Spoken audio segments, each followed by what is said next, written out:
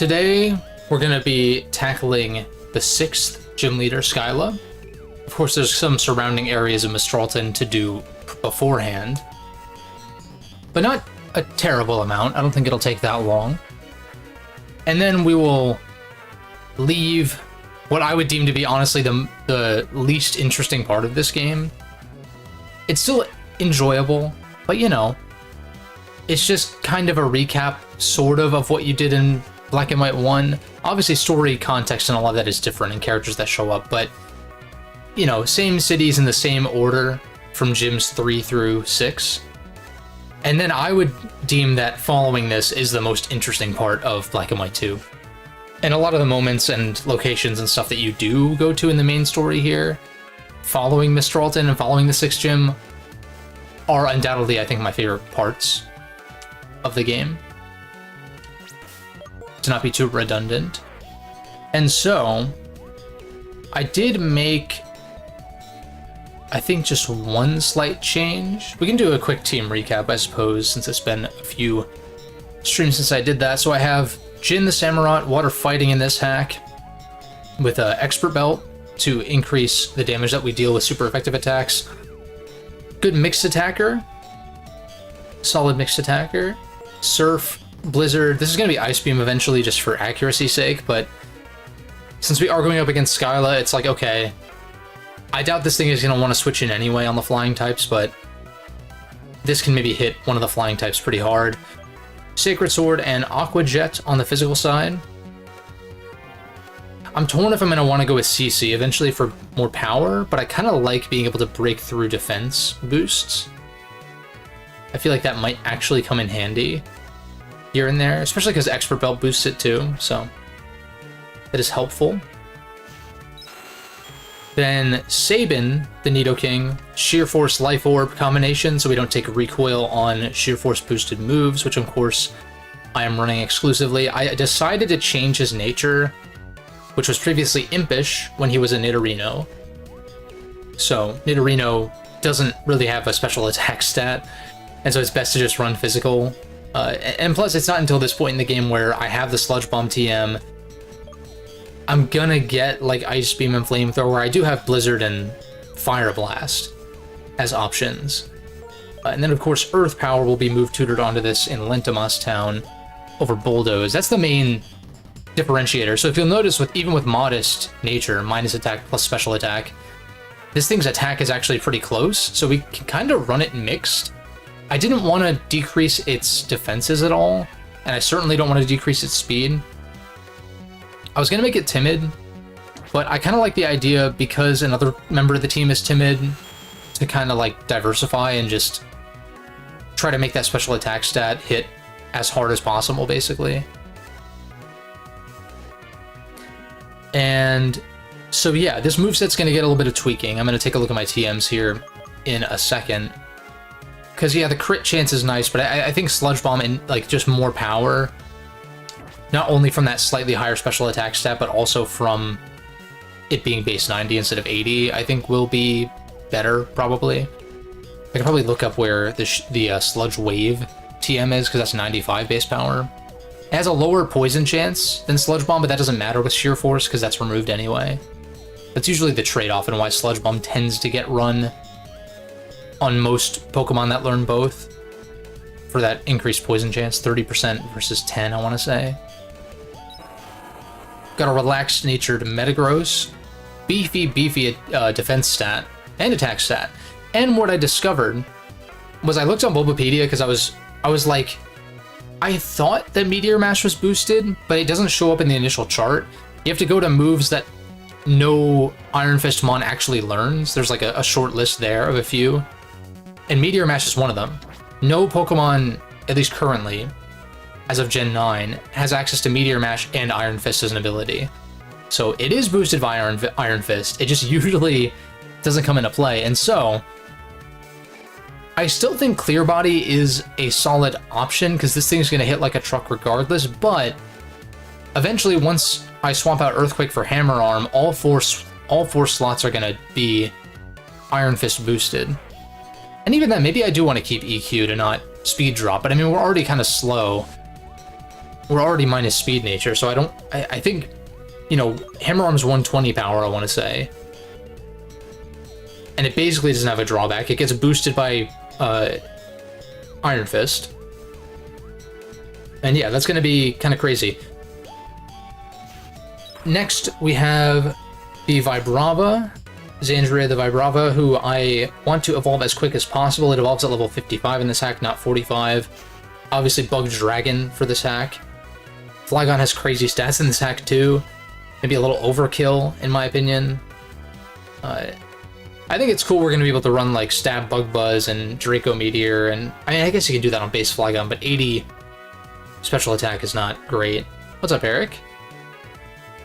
But, like, looking...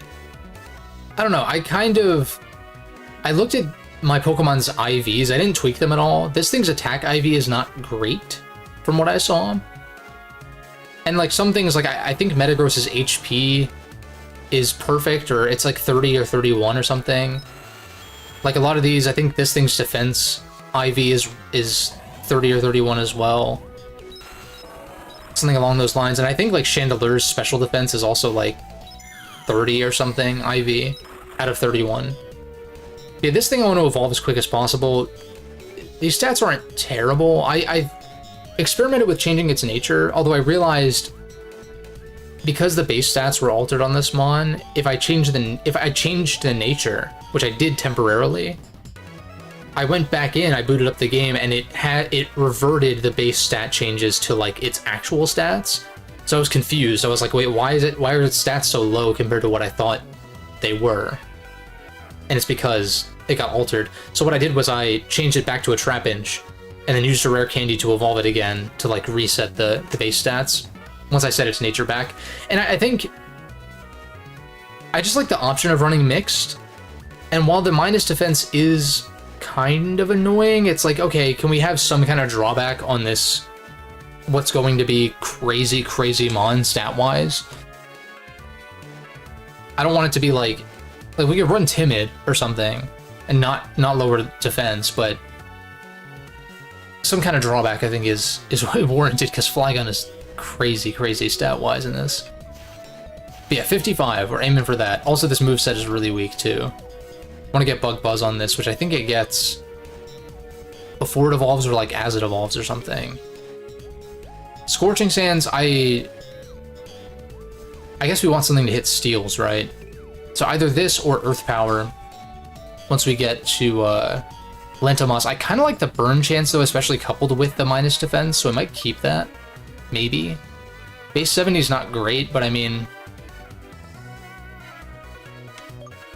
you know, this will get swapped out for Dragon Pulse, and then this will be probably U-turn or something, which I get shortly, I want to say. Timid Chandeler. This thing's a lot bulkier than I thought it was. I think it's like 60 HP and then 90 defenses. So if you look at its current defensive stats, it's like really bulky compared to everything else. Except for like Metagross on the defensive side, of course. Yeah, this thing's pretty tanky.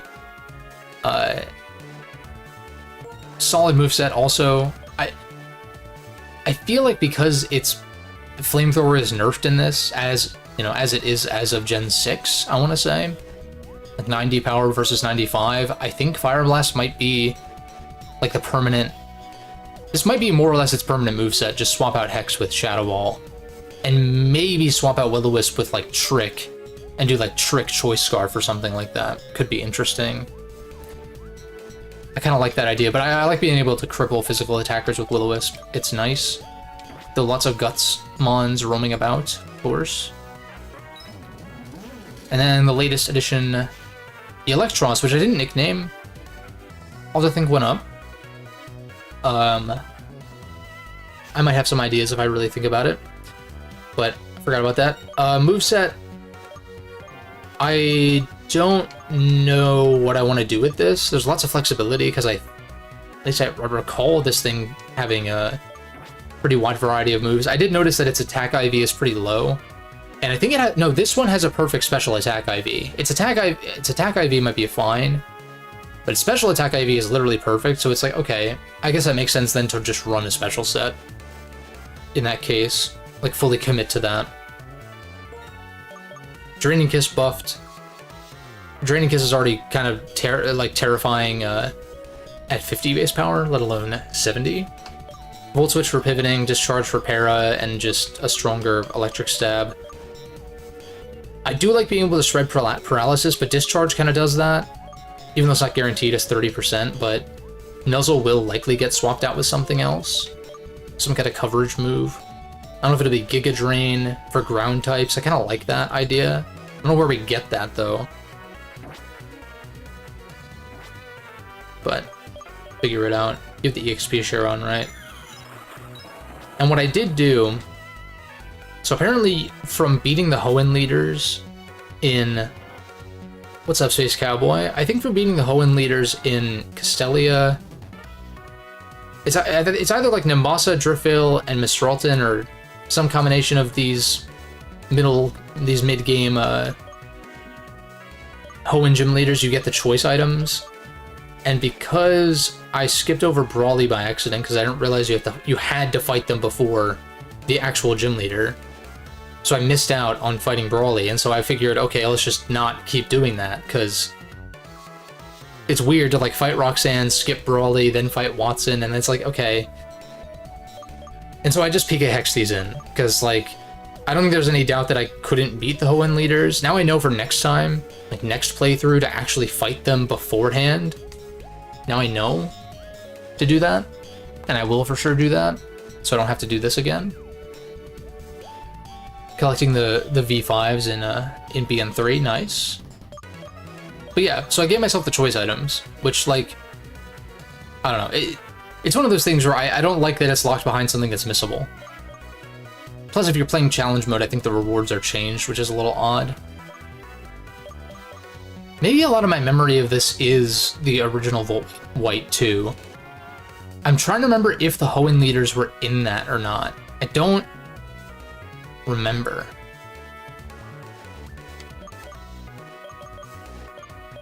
But the more I play of this, the more I'm like forgetting certain aspects to Redux specifically that I could have sworn was different at some point.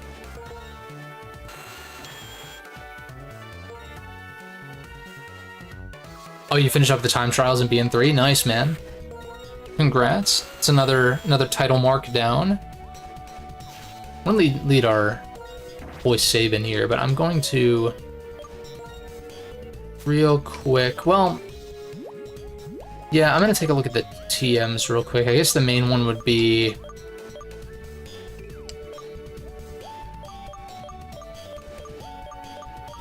what? Sludge Bomb. Over Poison Tail. Like I was saying, I think the crit chance is nice as a bonus, but I think just the power difference. This thing's gonna hit like a damn truck anyway, so it's like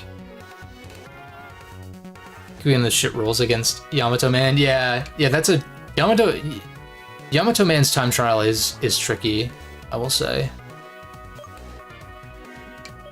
Since you have to use the extra folders and all that. I think I want this. Because eventually I'll get Sludge Wave, and that's 95, so that's like even stronger. And so yeah, crit would be stronger than either of them, but that's also luck dependent. And I can't run Scope Lens. Like, Focus Energy sounds bad. So yeah, I'm just gonna, yeah. I like that they changed Poison Tail, I think it's cool, but I think I just want the outright power. And then like Fire Blast. What I really want is like Ice Beam over Ice Punch. I think the rest of the moveset is fine, because his physical attack is still good. It's 100 versus 106 special attack currently.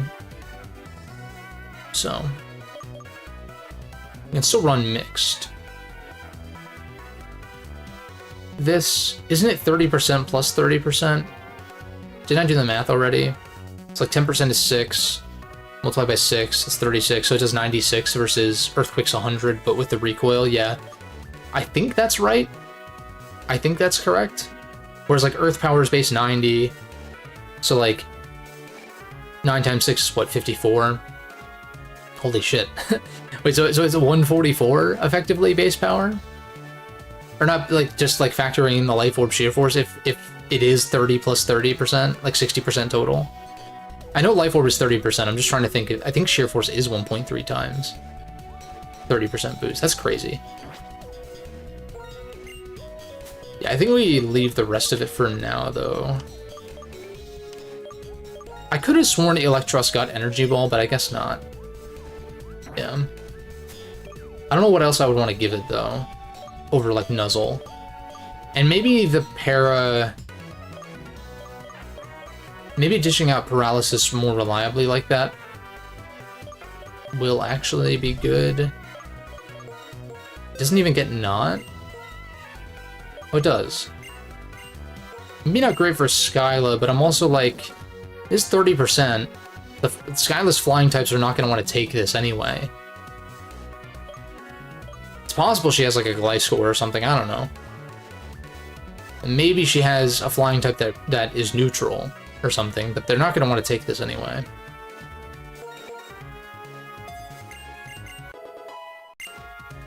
I like the coverage more. Oh, that's right, I did get the, oh, Charge Beam is interesting.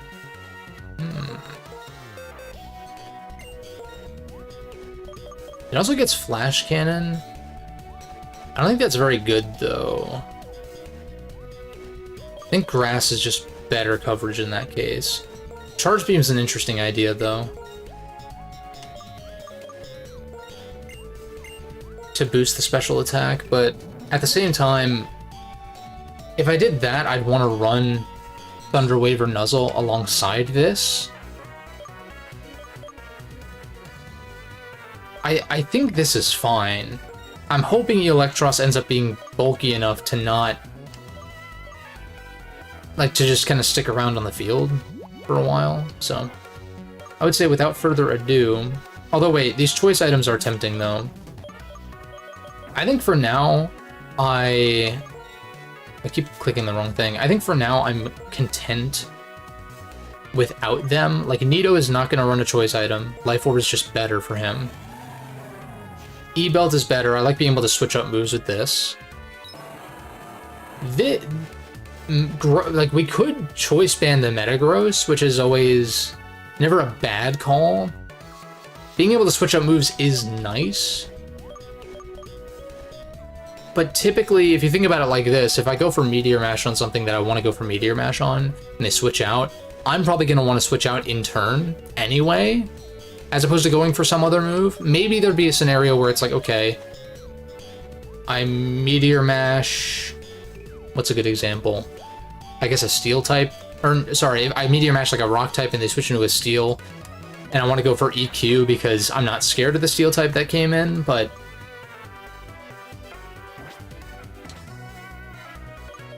I don't know, it's an option.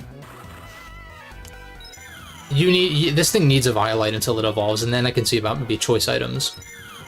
This thing I could see running Scarf, but not with Will-O-Wisp currently. I think for now the flexibility of Will-O-Wisp is nice. Maybe later on, I could relearn, move relearn or Trick. I'd want some TP ups for the Fire Blast though. And then you probably don't want to be choiced either. Like, maybe I could put Specs on Electros if I really wanted to, because we do have Volt Switch to get out of there if I need to. That's probably the most likely thing, is like maybe Specs on this, probably Scarf on this eventually, or Specs. I mean, like, honestly, either or. Maybe Banned on this, but I do think for now...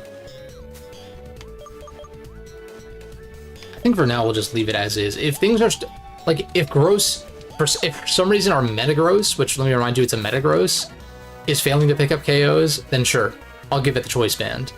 I just don't necessarily see that happening with all of its moves being Iron Fist boosted and, you know, being a Metagross with like base 130 or whatever attack. This is when Juniper shows up in person, which is pretty cool.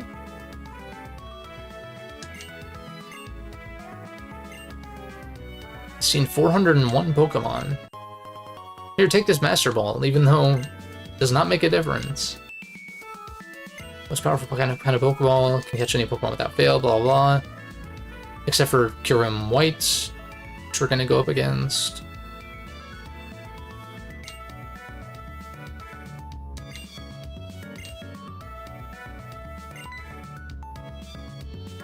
Professor Juniper, oh my god. Can't believe you're here.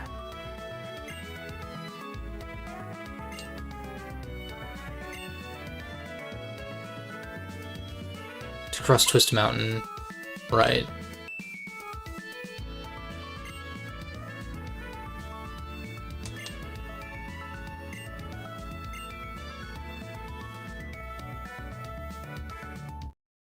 If she's just laid back or if she's just not paying attention to anything outside her head. Apple sure doesn't fall far from the tree.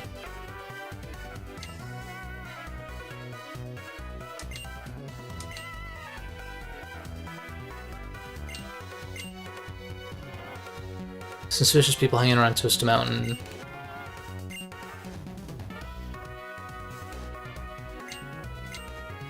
This sounds like something that was added, which I do vaguely remember from my experience with this hack.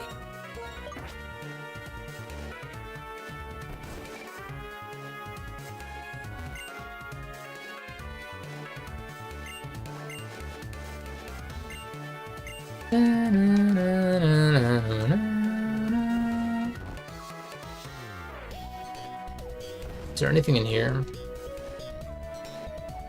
I just noticed, I noticed that smudge came back and I thought I got rid of it.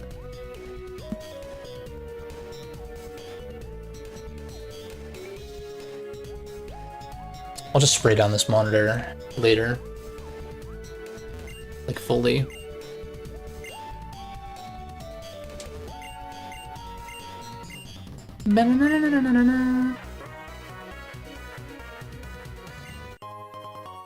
Net balls. Wow.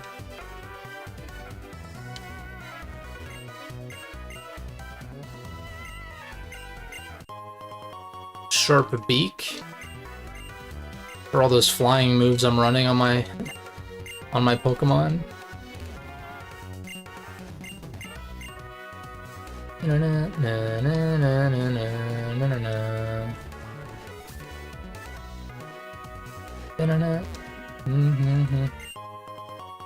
I always thought getting to run around on this runway was pretty cool.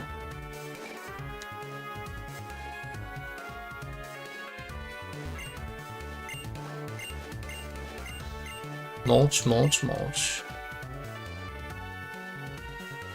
I could have sworn there were hidden items over here. Is that only when the plants aren't sprouted?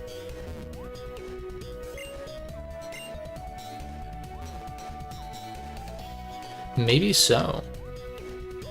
Or I'm thinking of Black and White 1 again. That's also a possibility. Oh yeah, the Entralink. I always forget that's a feature. It's like literally smack dab in the middle of the region. And you like warp there with your cross transceiver. I don't really... That's like, it's more so like a multiplayer feature from what I understand, but I know you can get boosts to like... Dude, what's up with all the fucking hard stones? I know you can get boosts to like experience and money and stuff like that. I do want to say in vanilla you can just fight her immediately if you want to.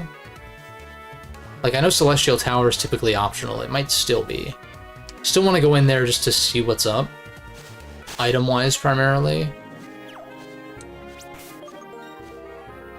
It is funny when you open the menu and suddenly you have perfect balance.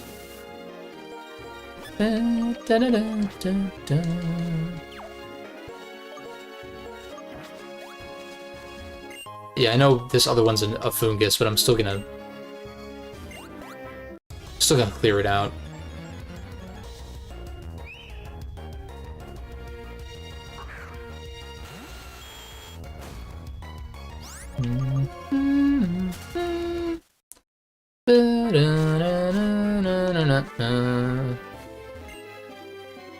I thought you gave a TM. Again, I might be getting my wires crossed with Black and White 1. And I'm gonna keep avoiding the breeder trainers because I don't know, because you can fight them. At least in vanilla, you can fight them over and over again. I think it seems like they took that out. But I typically just avoid them altogether unless I need to grind for whatever reason. Which is typically not the case. There's Sludge Bomb. This is gonna do a shit ton. Nice play. I just bulldoze because, yeah, I figured you would arbitrarily switch. So I go for the super effective move. Earth Power obviously would have picked up the KO there. Then again, if we weren't minus attack, it would also pick up the KO. I'm not really scared of this, but I can just do this in Aqua Jet. Because I think, yeah, I figured they wouldn't rotate, even though you keep stat buffs. I think rotation battles are interesting. I think I actually like rotation battles better than triple battles.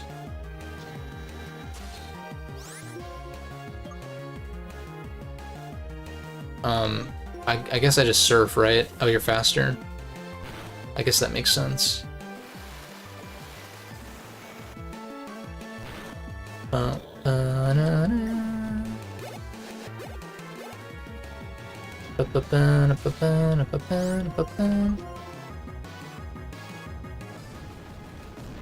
Raging Fury.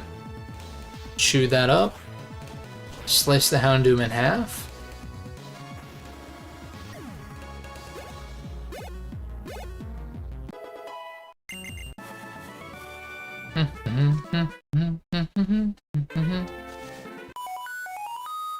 That's a call spot? Okay.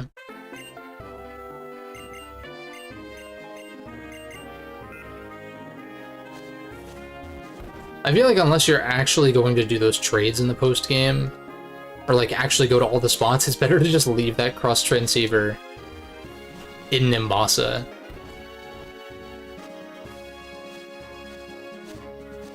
There's normally triple battlers around here, I think.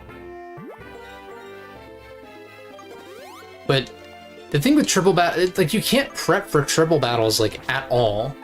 It's not... It's an interesting idea. I think with a turn order similar to the Legends games, I think it could actually work, and there are some, like, 3-on-1 fights. Are there any 3-on-3 fights in Legends? I don't think so, which I find odd. I feel like 3-on-3, you know, kind of like a Final Fantasy game or something. Like, it's very Final Fantasy X in that regard, if you were to have multiple ones on the field. I feel like that's where triple battles can thrive, is in the Legends games. With the standard battle system, though, I just kind of don't like them very much.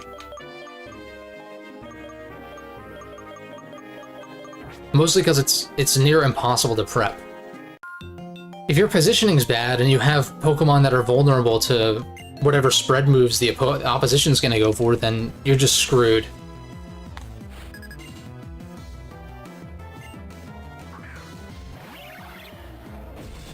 That's how it feels anyway.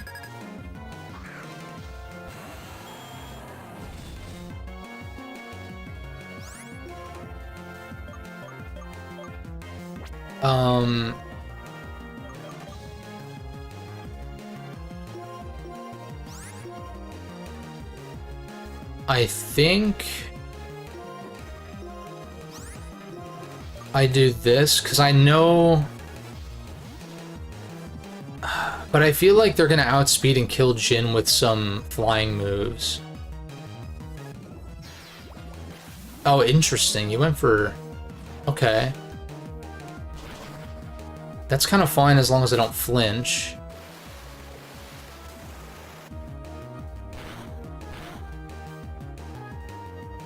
That's good damage. I... Grass Knot the Mammo. And I think I Bullet Punch Aqua Jet you, because I think that kills. Maybe BP just kills straight up. No, okay. So double priority knocks out on Pheasant.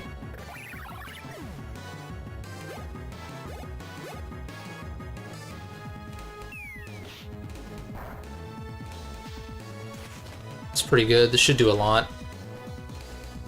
Yeah, buddy. Avalanche. We live Kirby's Avalanche, and I guess... I mean, you wouldn't go for Skydrop again. I mean, I know for a fact that this thing will live, whatever. I just, I think I double priority you. If Mammo Earthquakes, that would be... I find that unlikely because the Electros is there with the Levitate, and I feel like that would... Yeah. I was gonna say, I feel like that would off-put the AI from clicking EQ, even though it would probably kill Megatron. Oh shit, that was a crit. That definitely mattered, but it would have been in defeatist range regardless, I want to say. Aqua Jet fails. Let's go for Grass Knot. Bullet Punch is just as good, and then... I don't know, nothing can hit across the field like that, so I just do whatever. Shard. Yeah, we do live. That was a crit even. Wow. That's kind of crazy. Like, Mammo's strong. So, it's kind of impressive we can live a crit, even though Ice Shard is only 40 BP. These Moo Moo Milks are going to start becoming more and more invalid, so I do want to just use them up while they are still viable.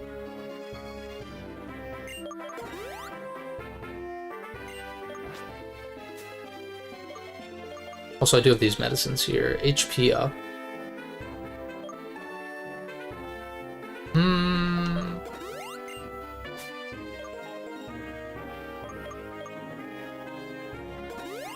I think trying to raise Electros's EVs is gonna make the most sense.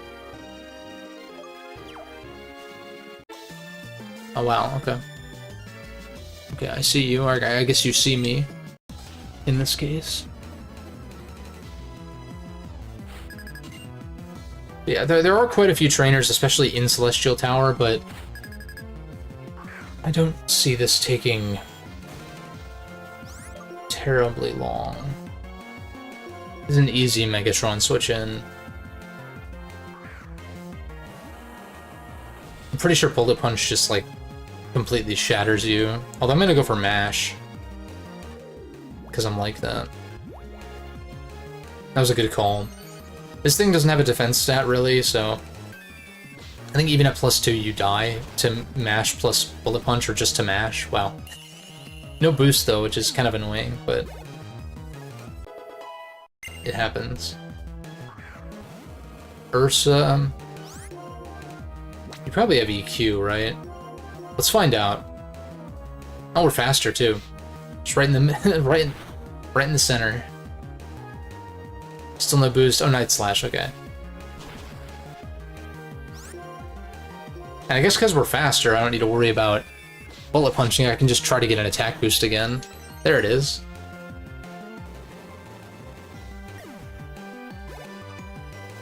There's something so satisfying about clicking Meteor Mash. I don't know what it is exactly. Just a very satisfying move to use.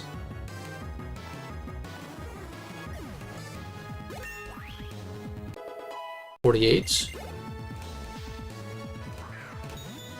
Goes into Chimecho, or as I called it as a kid, Chime-Cho. Yawn, feeling a little sleepy. Clearly doesn't have anything to touch me. Chimecho is not great, and I don't think its move pool is wide enough to have like a fire or a ground type move or something. I guess it could have maybe Shadow Ball or something, but yeah.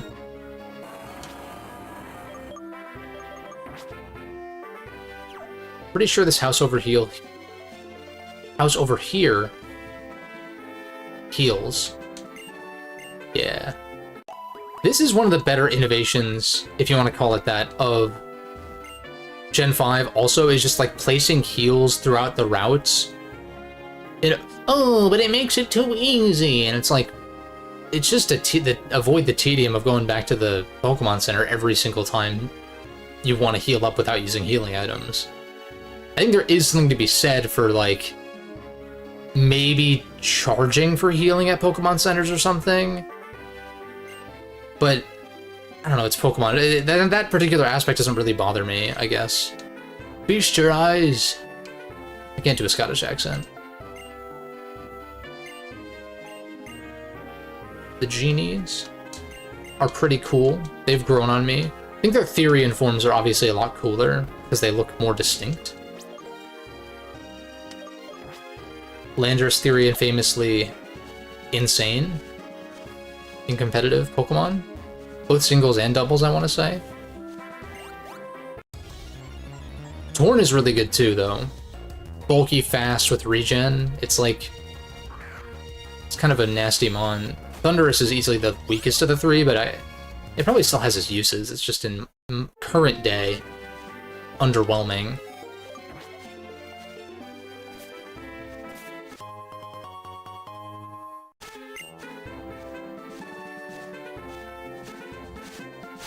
In fact, that might be one of those where regular Thundurus might be better, weirdly? I don't know. I'd have to look into it again.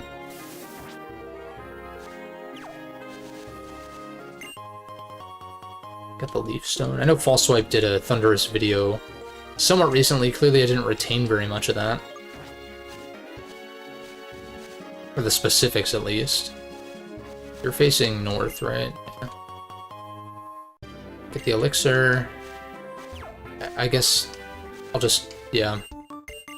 I'll have to fight these guys eventually if I am gonna keep doing the whole fight every trainer thing.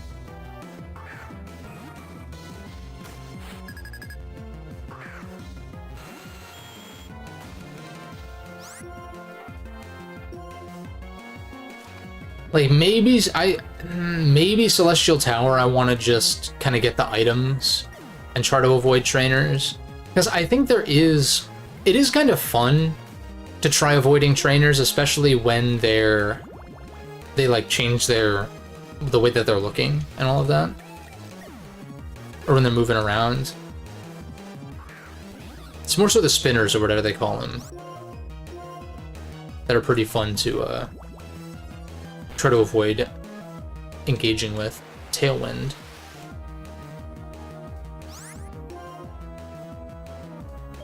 I mean, I shouldn't be staying in against this anyway, but... oh. Well...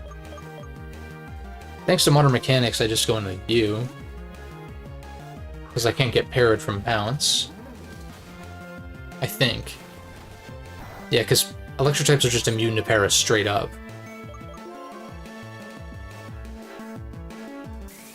Goes for Tailwind again. That's not how that works.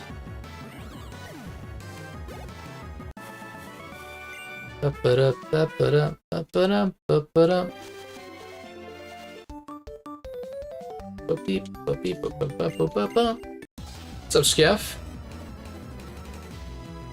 But yeah, I think it can be fun to avoid trainers. I'm just like... I'm trying to tell... obviously I'm a little higher level than these regular chumps who are using, like, fucking Sentret. But...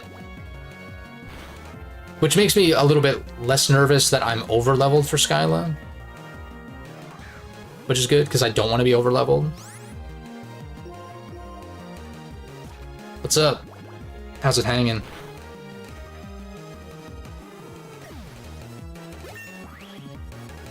There's probably a little bit of latency on the stream for my responses and stuff like that. It's Marie, the goat. And down it goes. There's something comedic to how quickly some of these mons drop when they have lower HP stats.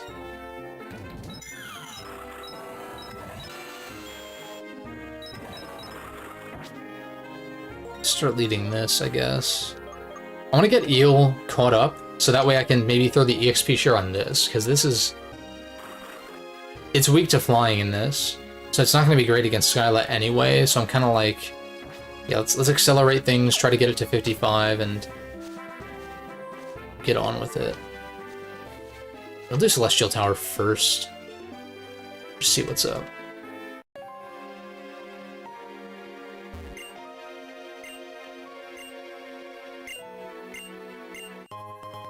another lucky egg. It is funny, she still has the same dialogue about not having fought Skyla, but in this hack you can't even fight Skyla, so...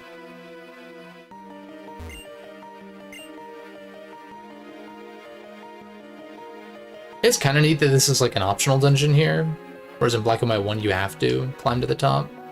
What I really want is the items. Oh, you got me, you bastard. Usually if you don't run, they don't turn, but I should have, like, tested it out a little bit more.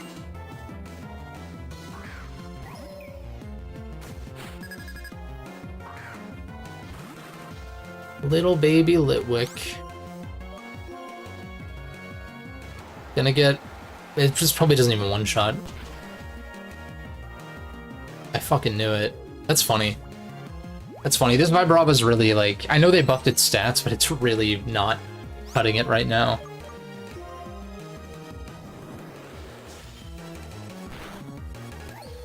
And what I was saying earlier, I think it's cool they made it Bug Dragon and that it's more specially oriented, though its attack stat's still like 110, so it can really go either way. But I do kind of... There is something about the way Flygon is usually played, like Earthquake, maybe U-Turn, Elemental Punch maybe, which is like, you know, not high base power or anything, but there's like, I don't know, there's options, and I guess those options are still there because I can run a mixed set. I'm just kind of like... I think the biggest thing is that it's still Levitate. I still find that kind of odd. I just Hex immediately. The problem with Will-O-Wisp Hex in a lot of these cases is that it's still 2 turns, so unless it's a physical attacker and I'm actually crippling them with Will-O-Wisp, like as far as their damage output, then like, yeah, against special attackers I might as well just Hex twice, same difference.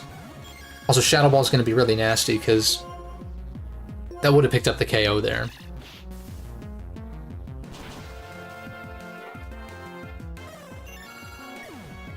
Espeon doing what it does best, getting 1 shot.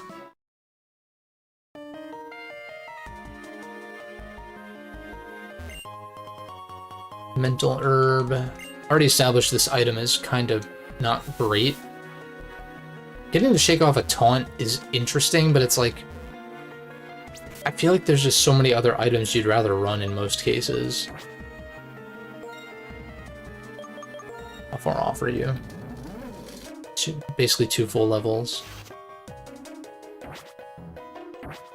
Also, I think Eel's... When I was looking at the IVs, I think Eel's defense IV is kind of low.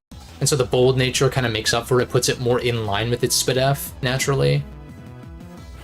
So I think that's probably the most fitting nature for it, alongside its perfect special attack IV.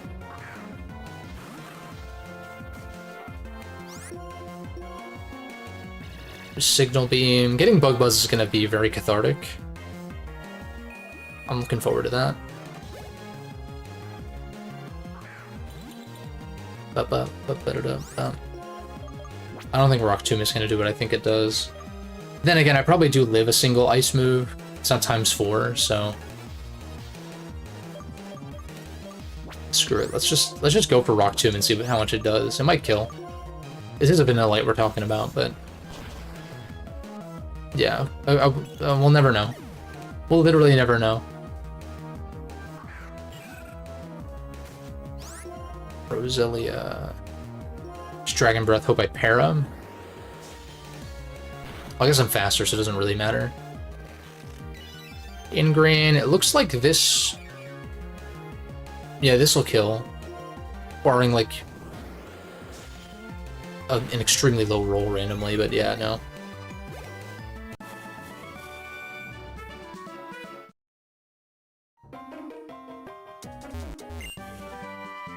TM for Will-O-Wisp, so I guess if I pick it off of a Chandelure and decide that I want it back, do I just fight everyone?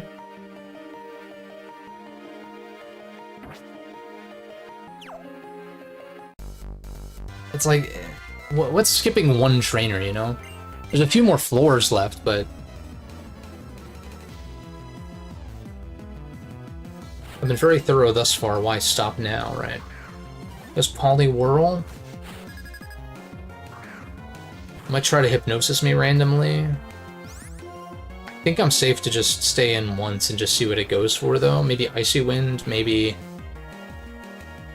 Endeavor is interesting.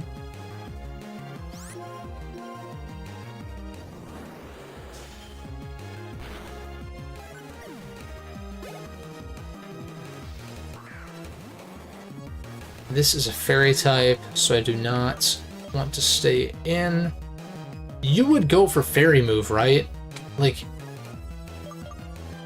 I guess regardless I go into this in case of psychic move, which it doesn't resist, but Metagross is already 48, so I'm like, I don't know, he's fine on experience. I'm gonna try going Sabin. I'm gonna try. Because I think you just go for, what? Draining Kiss? Disarming Voice? That did a lot more than I was expecting. I know Mr. Mime has a good Spit F stat, but I feel like this just kills, yeah.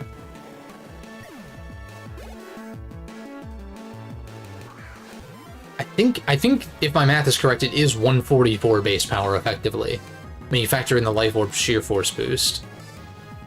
Like a 60% boost. I really just want to play rough this, but I'm kind of like scared of Water Move. I'm just gonna go for it. Because we are faster. Okay, wow. That was a crit, so it probably mattered. Poliwrath is like decently bulky. That was like a non-stab attack too, so. It almost seems like this Nidoking has super luck. Because I've been critting. Is it play? I feel like it's Play Rough that keeps critting. And I don't know if that's a bug. What? Let me pull up the docs. I keep forgetting to do this beforehand, but I want to see what move they replaced. Like, what move did they replace Play Rough with? What are we looking at? Move changes. Submission? Does Submission have a high crit rate? I thought it was just a recoil. I don't think... I'm just gonna check real quick. No, Submission Pokemon. Bulbapedia. Does damage, recoil. Yeah, it's just recoil, so no high crit chance. So I mean, I guess I'm just specifically getting lucky on Play Rough crits for some reason. Seems like it's critting a lot.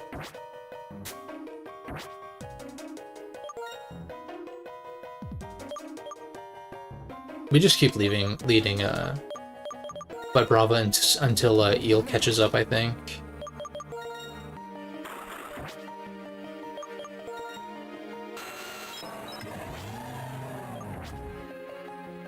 And or until Vibrava hits 48, and then I'll... Yeah, just keep doing that.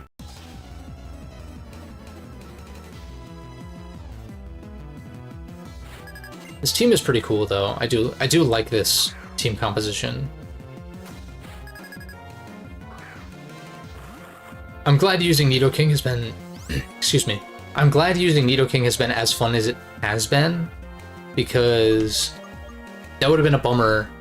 That was like the one well, I guess one of a few mons. Like this and Chandelure were the two that I for sure wanted to use, because I love Chandelure, but Nidoking was one where it's like I haven't really used this mon before, at least in this context with Sheer Force, which of course my options are kind of limited.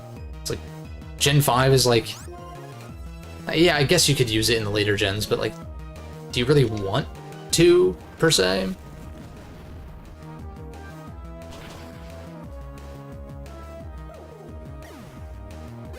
But yeah, Nidoking is cool, and like, it hits like a truck with this particular set, which is fun. So I'm glad I went with it. Giovanni's Nidoking, hell yeah, dude. Yeah, it's one of those mons. I think just because in earlier gens, the combination of its move pool and ability are just like not that great until Gen 5. which is kind of a shame. Also, I do think its sprite in Gen 3 is a little ugly. Looks a lot better in Gen 4 IMO. Now, if Drayano and company end up figuring out how to maybe like get Sheer Force working in Aurora Crystal or something, it's like, okay, that's another option. Another playthrough where like you could conceivably... It's probably better to just Fire Blast, it probably just kills, but... It's like the same accuracy, so it's the same odds that I land this or not.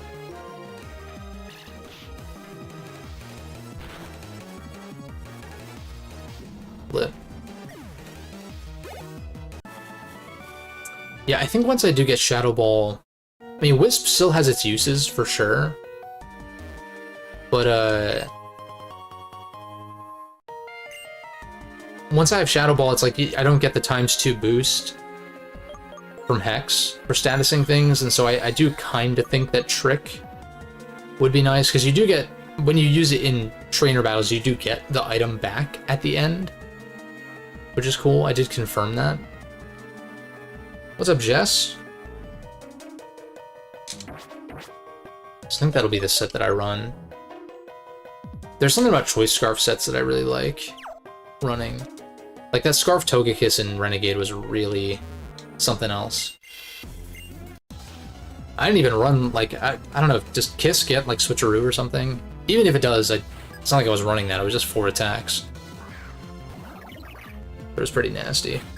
This is Pokemon Voltway 2 Redux, which is a hack by Aphex Cubed and Drayano of Pokemon Black and White 2.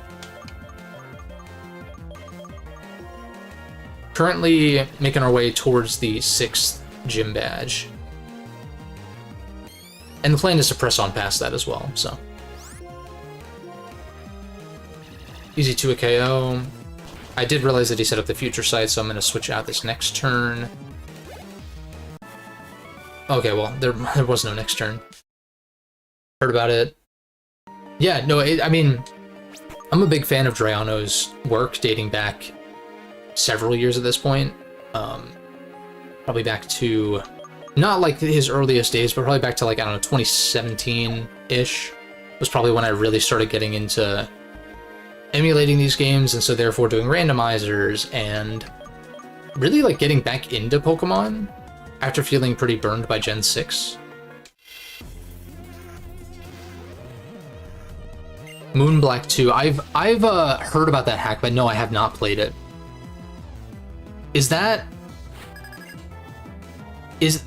I forget what's the gimmick with that one? Is it that they added Alolan Mons, or they swapped in Alolan Mons? Or something to that effect?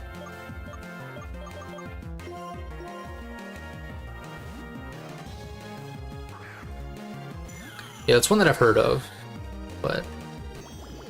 Safeguard, DS-ROM hack, Pokemon Moon and Black 2. It uses Black 2 as a base though, right? It's like in the Gen 5 engine, I want to say. Because like, I might think that Gen 5 hacks are uncommon, but Gen 7 hacks are even less common. So I feel like it is a Gen 5 hack, but I haven't looked into the details on that one. Oh, I'm stupid, whoops. I think that might be the first time in all of my years playing Pokemon games that I ever played into Safeguard. That I got played by Safeguard. Like, that's probably true. Because when I was growing up with these games, who the fuck used status moves? Right?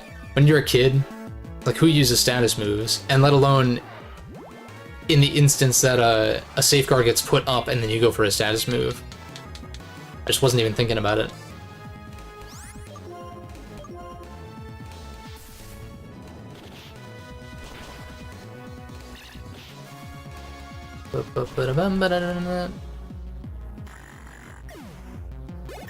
Flip.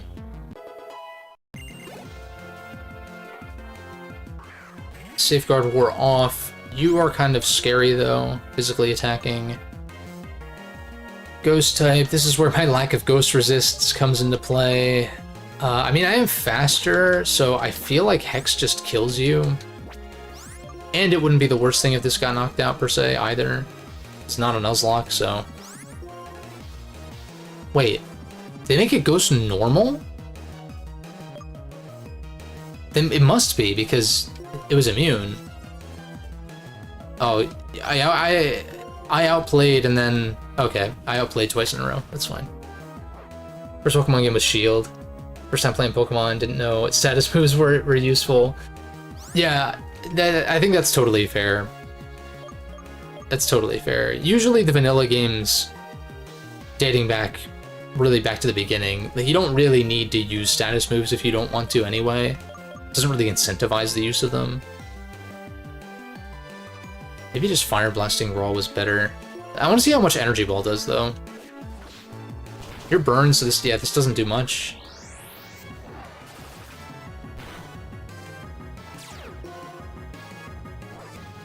It is kind of crazy to hear someone starting with Sword and Shield, but I guess it's not all that crazy because the Switch is kind of like a renaissance machine for just like Nintendo properties in general. Like, it's just a renaissance for Nintendo in general, honestly. So getting lots of new people on board.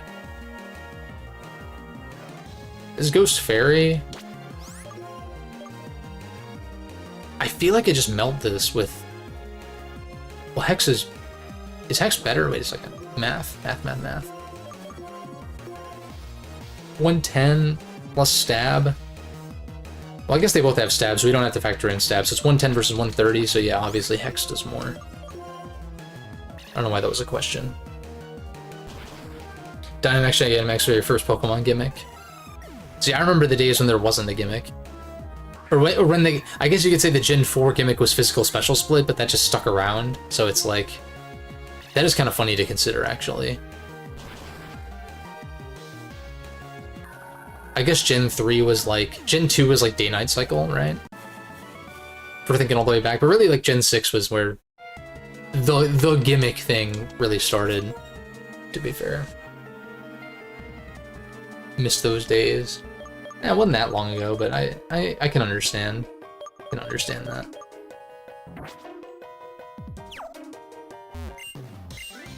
Alright. At least we get healed up after this. Making pretty good time. There are a handful of trainers still on Route 7 to deal with. We got Alamomomomomola.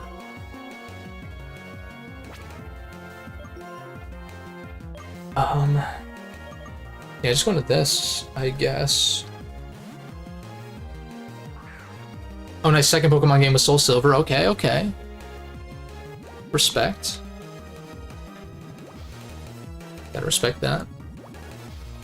I'm one of those Pokemon players who does consider the DS games to be peak. Minus Diamond and Pearl, those are whatever, but you know, Platinum's right there, so it's like, yeah, that run from Platinum all the way through Black and White 2 is like literally peak.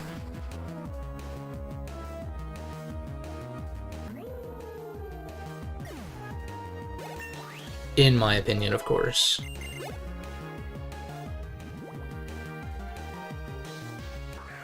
Goes Autono. Didn't I confirm this is a fairy type in this?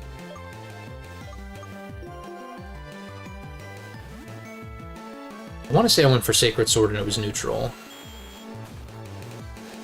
I think it's normal fairy, just like Wigglytuff. Go for Sludge.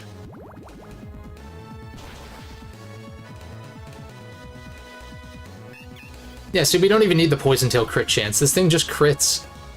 This thing just crits on a whim. Anyway, it's wild. Shout out to Togekiss once again. Smug-P. Smug-P the Togekiss for my Renegade playthrough. Dude, what's up with these crits? This Nidoking is a crit machine for no reason. It has no boost. There's no boost to its crit rate. Crazy. Some hidden luck stat in there or something.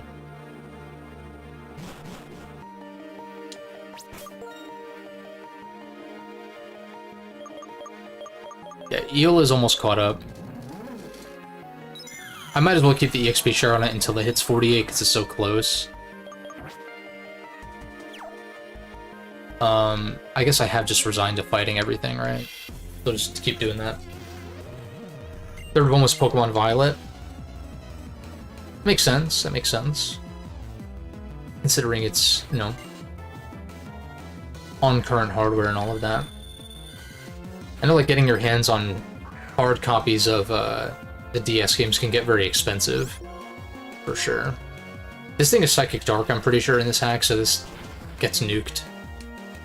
Yeah.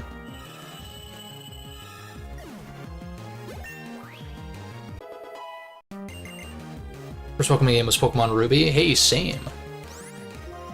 Same. Though I did play my friend's copy of Crystal for a bit to get my feet wet, but Ruby was the first one I owned. You want the Pokemon World Tournament from Black and White 2 for the Indigo disc? I mean, that's fair. Pokemon World Tournament is, like, so cool. It's so cool. They've got so many more gym leaders and stuff to pull from now, though. So it's like, the further we get and the more regions are introduced, it's like the more of a project that turns into.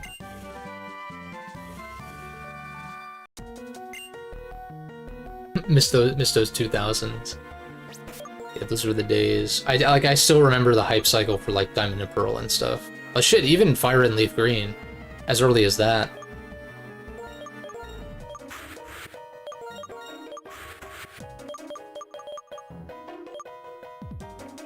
Let's see, you're gonna hit 48 very shortly, like in the next battle. I need Samurott.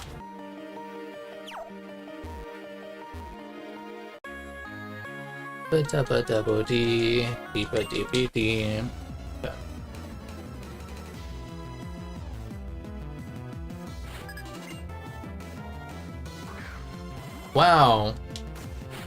Terrible lead on my part.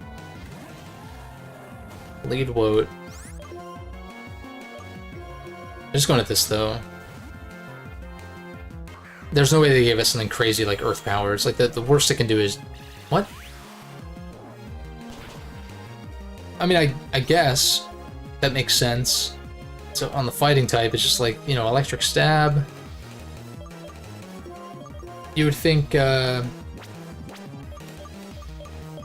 I'm not gonna lie, I'm kind of shocked by that. I'm just gonna Megatron, though.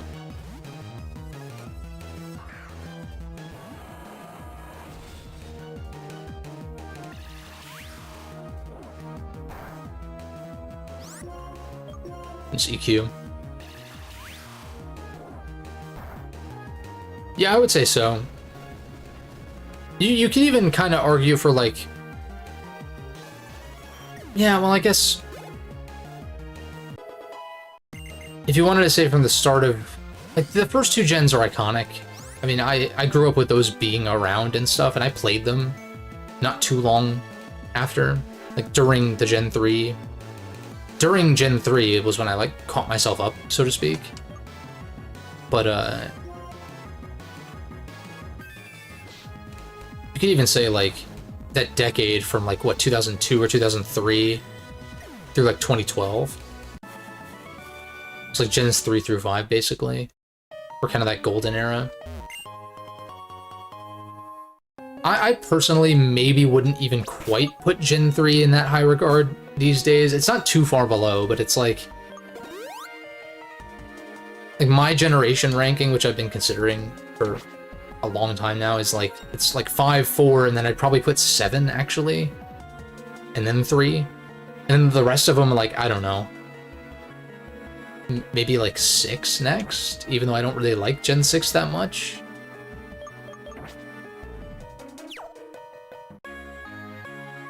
It just gets tricky. Like, the Gen 7 games were kind of an anomaly for me. I really like them a lot.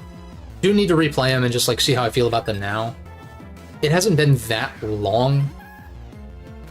Well, I mean, I guess it's been a few years now, but I can't remember exactly the last time that I played the Alola games. I know this has flying move, but I think you just die to Surf. Oh, okay, it's good that I did this then. Because I can Aqua Jet. If this doesn't kill... My point being, though, is, like, I've played a lot of non-Pokemon RPGs, like, a lot more, at least, since I last played the Alola game, so I think definitely for Pokemon standards, it's still going to rank pretty highly for me, but I'm wondering... I'll probably just be even more vindicated of, like, yeah, I would like some kind of definitive release for Alola. Because I already feel that now, and I think going back to them, there's going to be some things like, you know, the cutscenes and, like, maybe the way the game runs. Granted, I'll be emulating it, but there's probably some shit.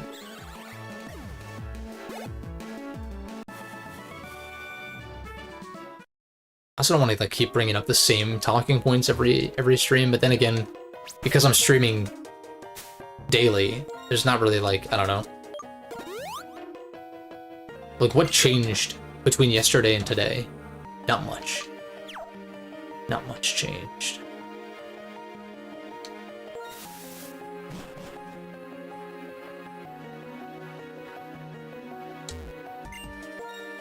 Like, I actually didn't even make any progress in the games that I'm playing, I don't think.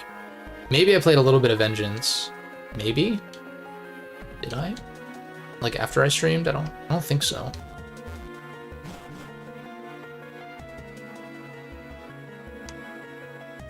I did stay up late video editing the other night, though. Probably do the same thing tonight, too. Because I am feeling... I'm starting to, like, actually feel more inspired to make videos and all of that.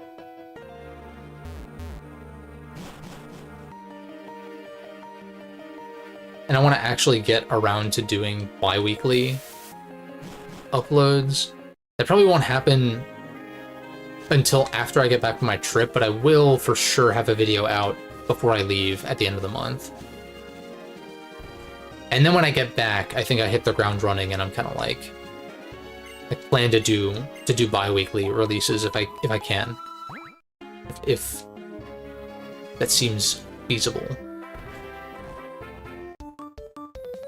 Because I am gonna need to get a little bit creative. Because typically it's like, okay, I play through a game, and then I do a video on it. But it's like, yeah, I've played through a lot of games since my last, like, game-specific upload. And a couple of them I'm going to talk about, but it's like I was saying with the Yakuza games, it's like, it's I'm a little far removed from the playthroughs of most of those early entries, now that I'm already on 4. So I do think eventually just doing... Oh wait, you're already in battle. Duh. I think I still do switch out, but who do I switch into? I guess Metagross is the best answer. Sludge Bomb. I think Azu's the bigger threat. Remember watching Pokemon Battle Frontier on Cartoon Network? Had you hyped for Gen 4? Yeah, dude. I remember there was, like, a friend of mine at the time had, I don't know if it was a copy of Famitsu. It was, I don't think it was Nintendo Power. It could have been, maybe. But it was some magazine, like, pre-released from Diamond and Pearl that, like, had, you know, Dialga and Palkia on it, and, like, maybe showed some in-game screenshots or something like that, which was kind of wild. Go back into this, and I Sludge Bomb you. Yeah, Gen 7 still feels recent, I would say so. It feels more recent than it actually is, if you think about it. Like, we're coming up on 8 years since Sun and Moon, right? 2016. And then Ultra was 2017, so... its sleep is really unfortunate.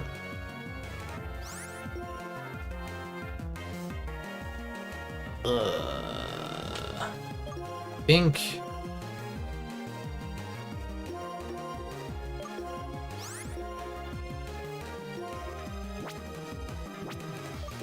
this kind of sucks.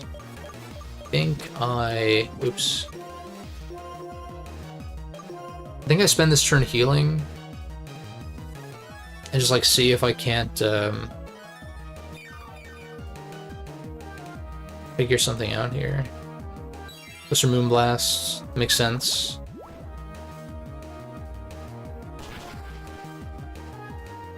Oh my god. Special attack drop. Blaze Kick.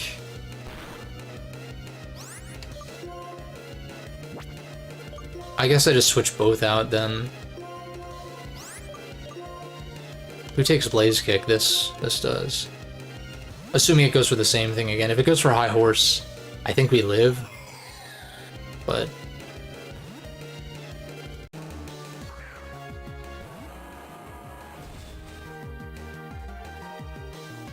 yeah, they go for the same attack scheme here.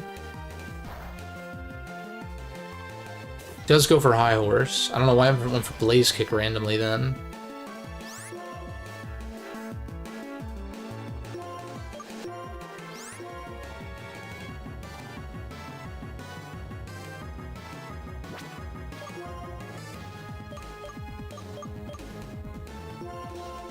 I'm just switching around to literally everything right now. I think I'm just hoping that Rapidash doesn't go for like, I just hope that Rapidash doesn't kill Metagross. That would be kind of unfortunate. Okay, cool. And we do land the mash, which definitely one-shots.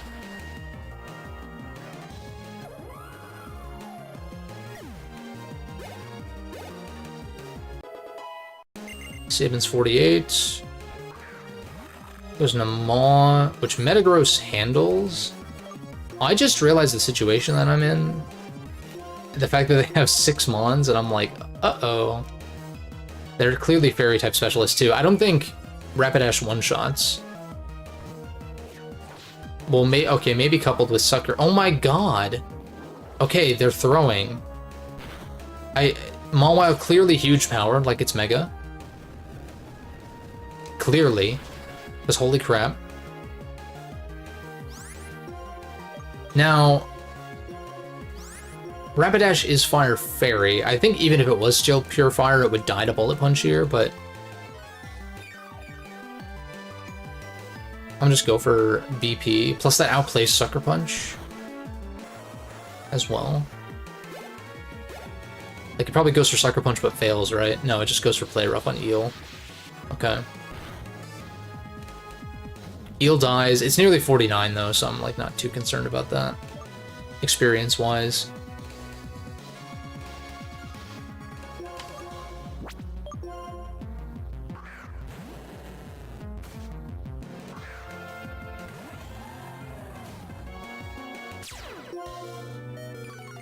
See, the Clear Body not being a thing is kind of unfortunate here. I still Bullet Punch to play around Sucker Punch. And I switch into Nidoking, assuming they're going to try to go for, like, Fairy Move or something. Like, even at -1... Oh, wow. Okay. I mean, shit, I don't even think... I don't even think it kills from this range. I think I mash, because I know I live Sucker Punch. They're probably going to go for... something is going to try to pick off Sabin. Kind of hoping that's Granbull. Doesn't go for Sucker Punch. We kill this. So I should be safe. Alright, scratch what I said about being worried about Skyla. Like, these random twins have 6 level 48s, it seems like. And this is not even, like, really on the route to the next area in the same way. I feel like King outspeeds. So I kind of just want to attack, like Sludge Bomb the Granbull.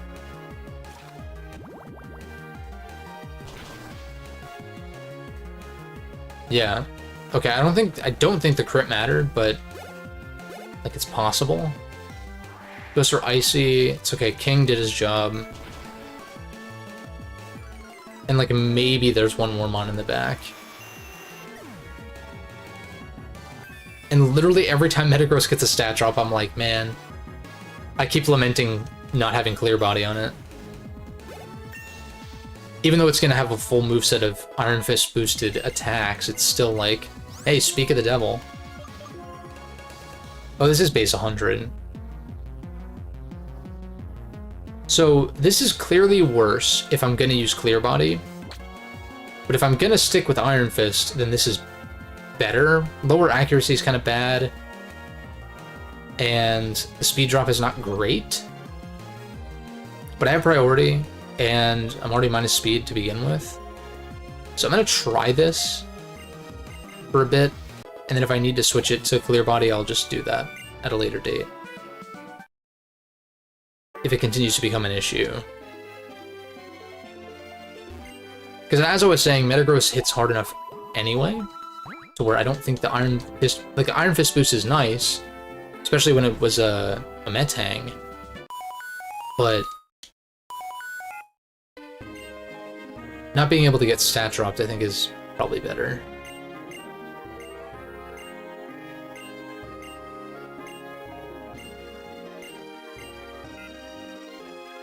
Now, if it was Tough Claws,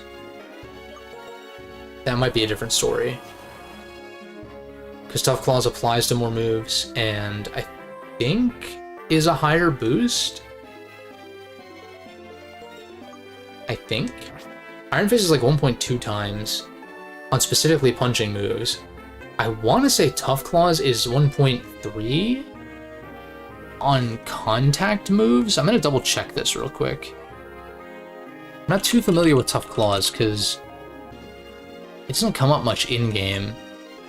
Like, what, Zard X gets it, Mega Metagross gets it, Tough Claws. Also, it was introduced in, what, Gen 6? Yeah, Gen 6. Tough Claws boosts the power of Pokemon's contact moves by 30%. More precisely, a factor of 5,325 over 4,096. I'm assuming that's the same calc for all 30% boosts. Probably. Like, Sheer Force probably says the same thing.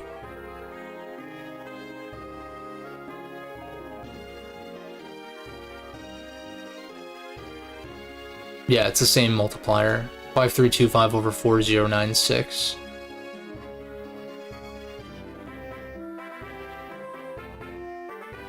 Order up. Signature move of Don Dozo. What? Okay. Yeah, Tough Claws, like, affected moves. I'm pretty sure all of these moves that I'm running, like... I don't see why any punching moves wouldn't also be contact moves. Like, is there a single punching move that isn't a contact move? I doubt it. So yeah, Tough Claws is just strictly better than Iron Fist. Strictly. Iron Fist has always been kind of half-baked. Even on Pokemon like, you know, Infernape you'd think, but it's like Blaze is actually better, by and large. Because also, I want to check. I don't think Iron Fist boosts close combat, which is kind of odd. Iron Fist. No, I did the same mistake here. Iron Fist Pokemon. Yeah, no, because there are definitely Iron Fist mons that do learn close combat, but no. It's not. It doesn't apply. It's kind of wild. So it's like on Infernape, it's like, okay, Mach Punch is boosted. You don't want to run Fire Punch on Ape. You'd rather run Flare Blitz or like Overheat or something. I think I'm going to swap it back to Clear Body. And just run like EQ over Hammer Arm. I think I've decided.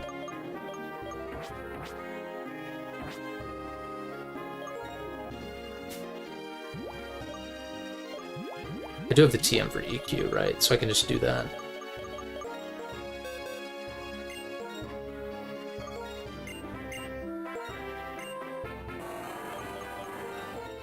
Yeah, I think mints and like ability capsules and stuff would work wonders for this hack. I would absolutely love that if those were implemented. And it's kind of a shame that they're not. I guess in this case, maybe we don't run... Ice Punch is still good, though. It's still solid coverage, but I probably would want to run, like... To run Zen? Just for, like, another stab option, maybe? Or I'd run, like, Rock Move. I haven't really been clicking Ice Punch all that much.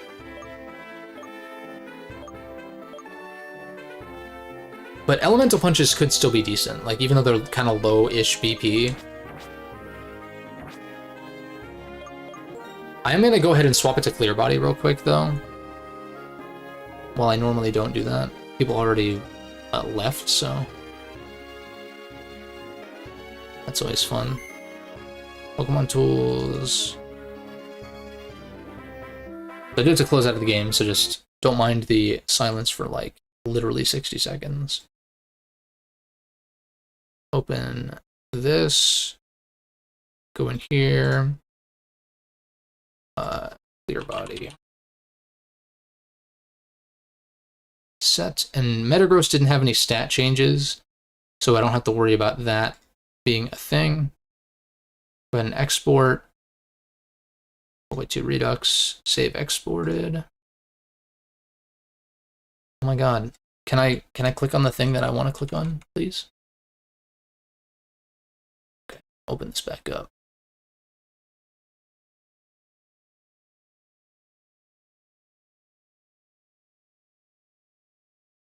Set this on OBS.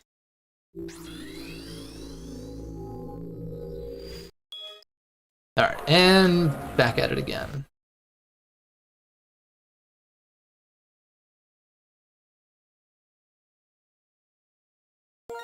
Yeah, I think Clear Body is just going to be better. It's a shame that I went so far out of my way to get a Rockhead Beldum. And now I'm discovering that Clear Body is better. Yeah, much better. And EQ is just a better move than Hammer Arm anyway. The attack boost is nice, but come on. Now, as I was saying, I think, like for Skyla, I'm of course going to swap, put Eviolite on Vibrava, but I'm going to EXP share it for now, and then for Eel, what item would be good for Eel? Maybe I do go for Specs. Mostly due to not having much of a greater alternative. Like, I don't have leftovers. I do have Magnet is an option. It's actually not a terrible option. Quick Claw. I don't like that. Being able to switch up moves is nice. Though against Skyla, I could definitely see Specs going really crazy against her. So Quick Claw. Okay, cool. Everyone's 48 now, so now I'm just chipping everyone up to 49. You're really close to 49. Just keep leading Gym. Now, what did I just pick up, though? I did get U-Turn, which I was looking for. You both get U-Turn. Yeah, I'm gonna take U-Turn. I like the pivot move here. Buffed Shadow Claw could be nice. Nobody learns it except for you.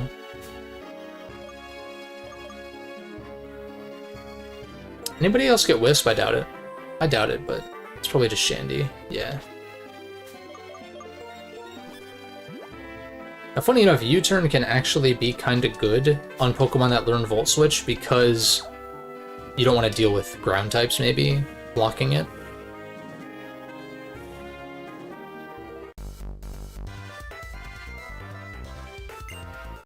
But I do think by and large Volt Switch is just going to be better because I do have a... Like, having both is good.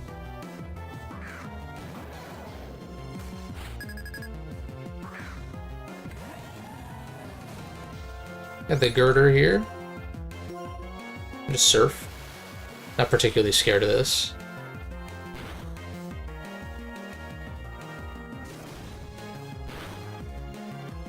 Yeah, like that does a lot, but just in case of Mach Punch.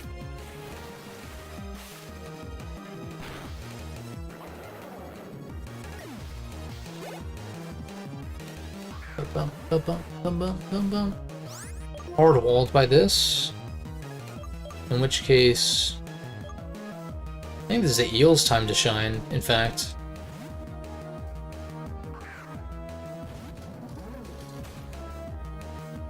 I know it probably wouldn't make much sense for this to be Electric Dark, but it would be great for the team. Case in point, this interaction right here, but this works fine.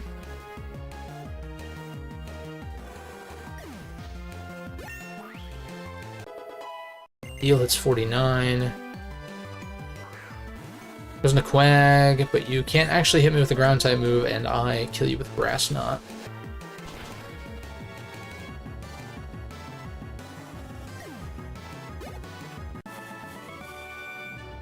Nice.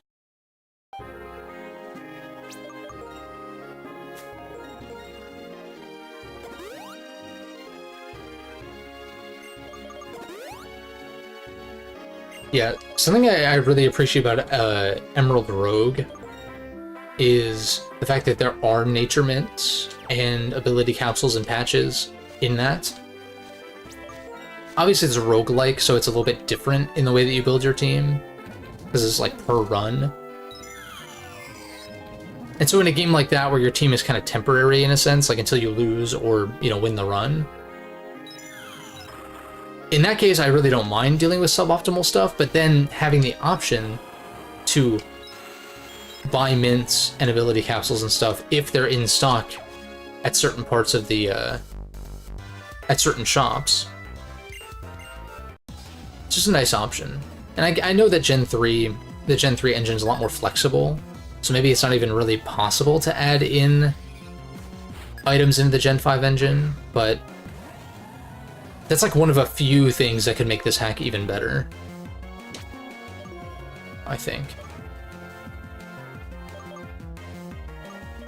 Both of my switch-ins are already 49, which I guess is fine. But I don't think you one-shot me. Are you Power Herb? You're not even Power Herb, so you just died at this plus Aqua Jet. You know, you just died at this. Nice.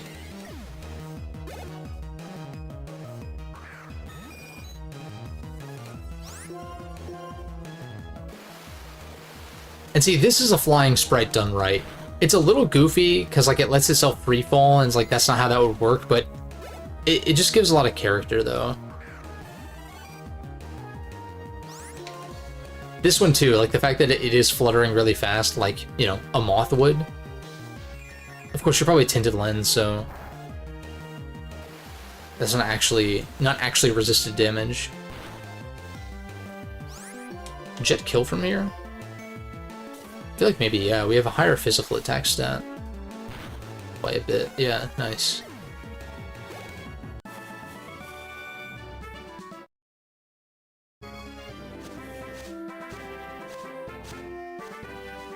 I never understood this little ledge over here, like why that's there. Alright,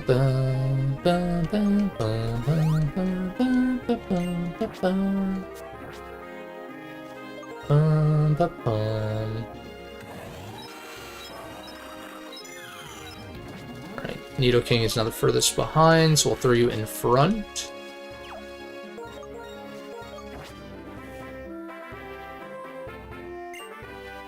Years ago, at Getsus's behest, we accompanied Lord N to the Relic Castle to bring about his new world.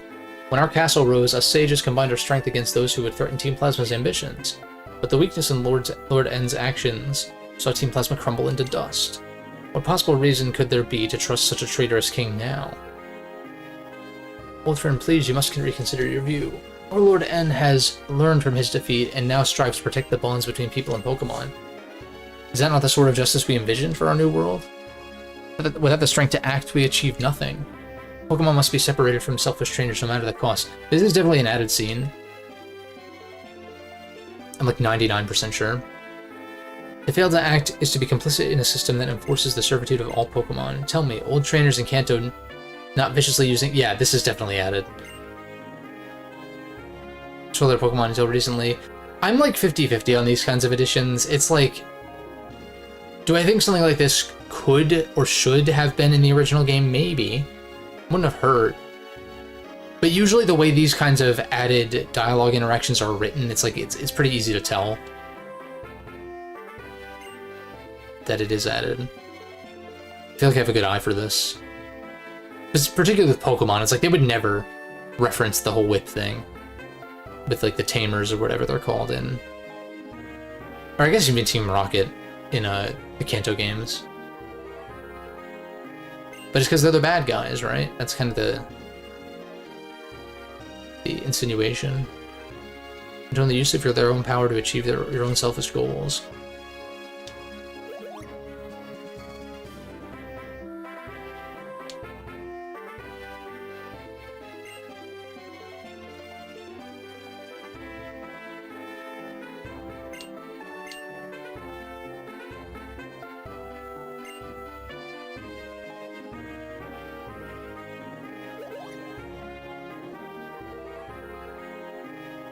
Grunts? Yeah, I figured. Symbols of the ice rock inside Twist Mountain you requested. So these guys are also working with Zinzalin? I mean, I guess that adds up. Otherwise, it's like, where did they all, the rest of them go?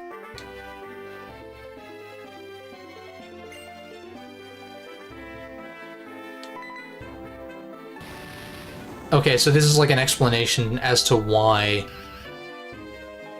Maybe this was also already implied in the original game, but them showing the reason why Twist Mountain is blocked off makes sense.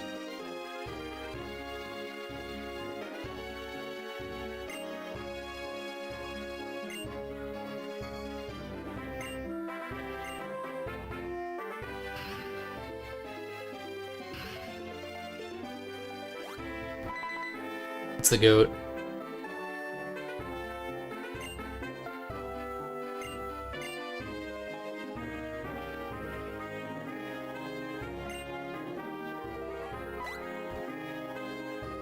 Dude, honestly, the more I think about it, Alder does resemble Jiraiya somewhat. Definitely less horny, at least as far as we know. But when he called him Master Alder, I was like, interesting. There is a Jiraiya-esque resemblance there. I think it's the hair.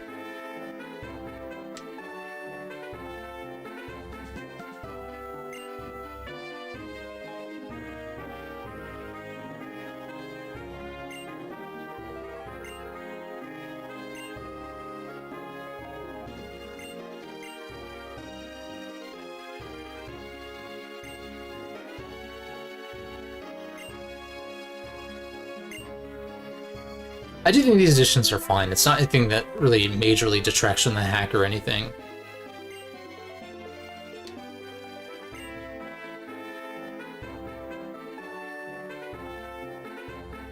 I think the intention is good.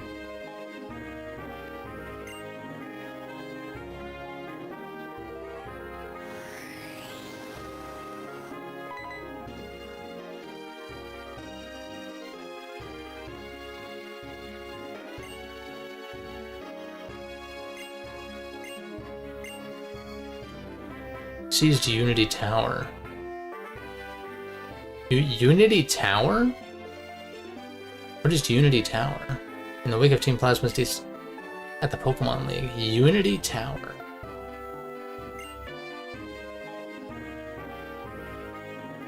What in the hell is Unity Tower? Wait a second.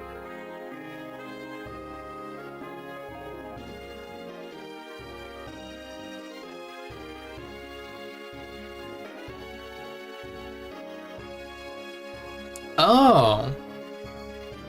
It's a skyscraper on... I forgot about this. From Unity appearing in Hysteria City. Let's see. Unity Tower, as well as 130 floors, which represent a country. There's like GeoNet stuff. Okay.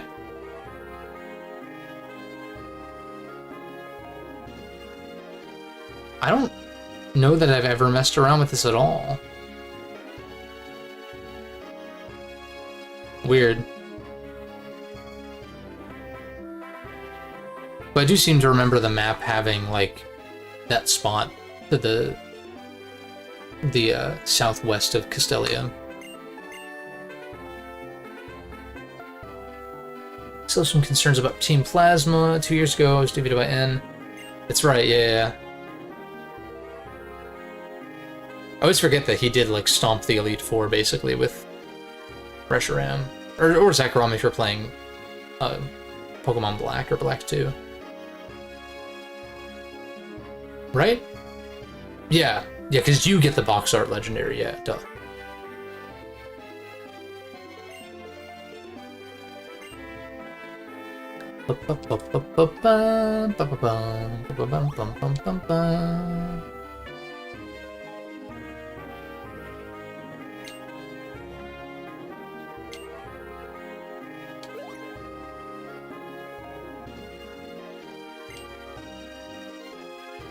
Hey, appreciate you, Alex, for the €2. Thanks so much. Of what you might call a working relationship with Team Plasma. This is interesting. I'm not against these moments fleshing out the story a little bit. Yeah, thank you so much for the super chat, man. There's no cause for alarm. I probably shouldn't say man in case you are a girl. I just default language, all of that. You know what I'm saying. No cause for alarm, merely a scientist. Speaking of which, yeah, marshal to the rescue, literally. Last time we spoke, I asked you about the trust between people and Pokemon. I've seen the results, and now I have a new hypothesis to test. Oh. Built a set of artificial Pokemon based around designs I purchased from Pokestar Studios. Purely artificial Pokemon will never be able to perform as well in battle as a natural Pokemon, because the bond between the... Okay. Pokemon like Porygon that has undergone a natural development cycle following its artificial construction is still able to form a bond with the trainer, but if that development... Dude, this dude's yapping. Is that what the kids are saying these days? What bro yapping about? Oh my god. It feels so unnatural for me to speak like that, but...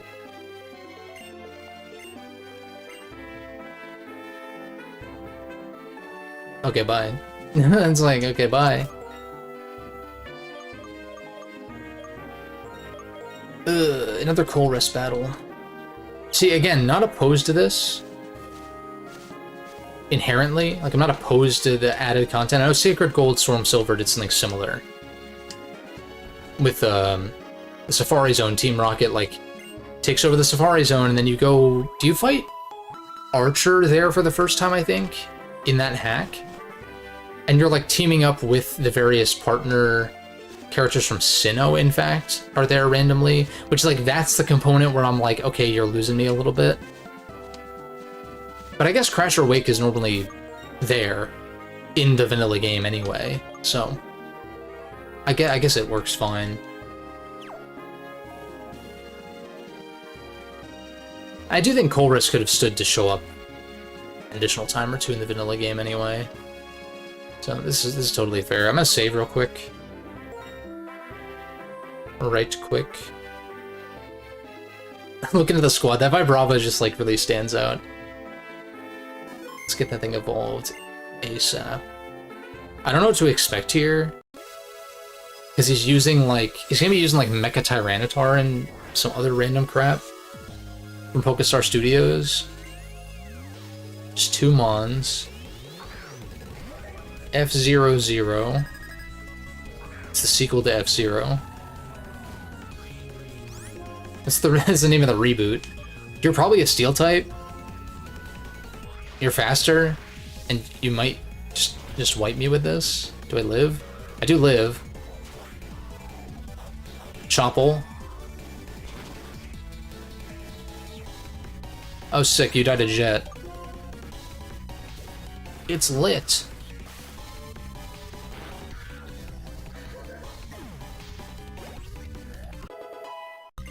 6 levels to go. And then MT, yeah. Is that short for like Mega Tyranitar? I don't know what type this is. It's probably, again, a Steel type. Then again, oh, that's fine. Do we live this? I was gonna say, defense drop's kind of annoying, but...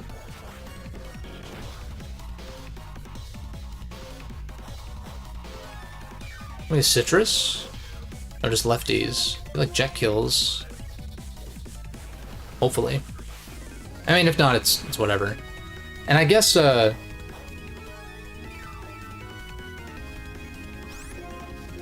guess XG did a similar thing where you fight Mecha Groudon instead of fighting like a team by Chobin who is like riding Mecha Groudon.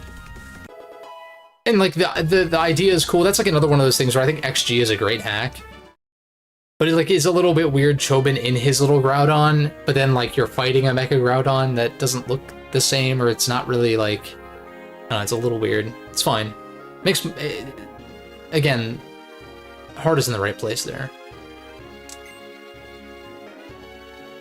It's even impossible to bring out the power of these artificial Pokemon. Maybe it's because you only had 2 of them and they were kind of terrible.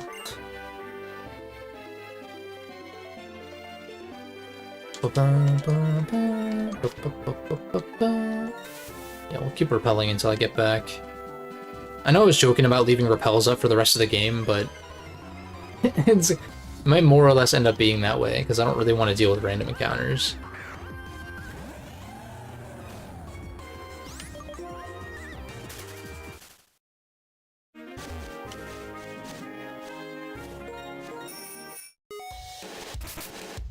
I kind of wish you could ride your bike up these, that'd be pretty fun.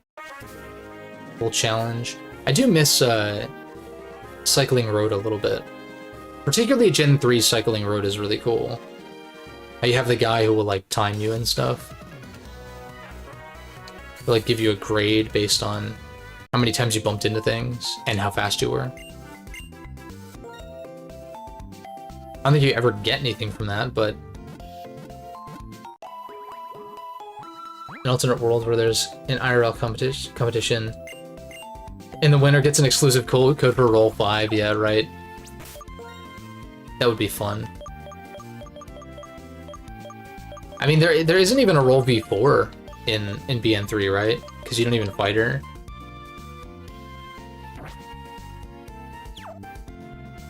That would also be kind of fun, like a fun troll if felt a little burned out. Was this girl standing here the whole time?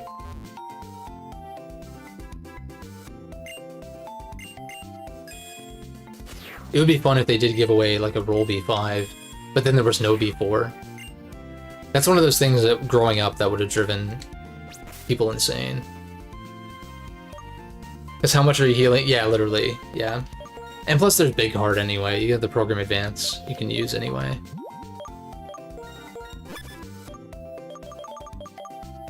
Got some stuff I can sell.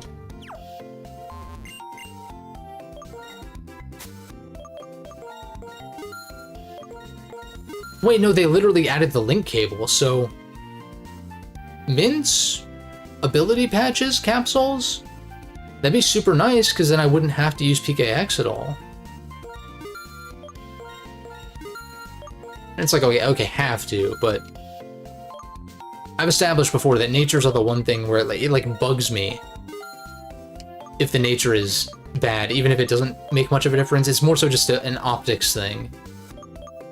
Of like, I see that my Empoleon special defense is lowered, and like, even if it's not, obviously it makes a difference, but even if it's not like mattering too much, just seeing that is gonna bug me. Whereas like I've said, IVs and EVs, because they're invisible to me in most hacks. Some hacks do actually allow you to look at them, but when they're invisible, it's like it doesn't bother me, because ignorance is bliss, as they say. This is garbage. I've never seen this used effectively, ever.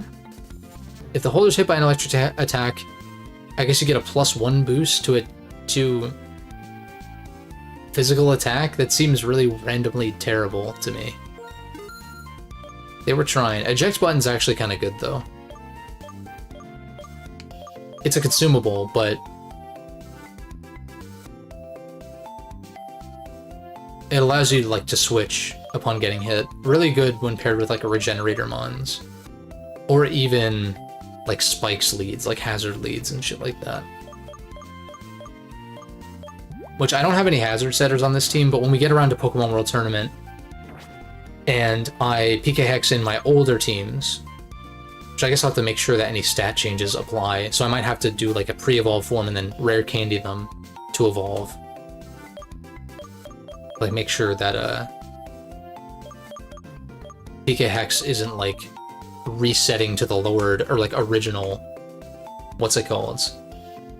Hey, appreciate you, Alex, for the one gift member. Thanks so much. It's very generous of you. Looks like my alerts are working too. I haven't touched that stuff in a while. Or like tweaked the sounds on that. What are we doing here? Quick Claw on you. 160 special attack is really nasty. I love Chandelure so much, dude. This is Goatedmon. If I had to pick like a canon team for myself, this would be on there for sure. This, Weavile, probably Scizor, which is a shame that we're not using it, but I'm trying to use that, yeah, welcome to the Shadow Operatives, straight up. Make use of those emotes. Yeah, if this wasn't our bug type for this run, I would be using Scizor. Although then again, I probably wouldn't use Metagross to like... On a following playthrough, it's like, okay, Serp, Scizor, like whatever else I would consider running to complement that. I don't know. Maybe even Emboar with Scizor, since, you know, they complement each other by one resisting fire and the other melting to fire, specifically.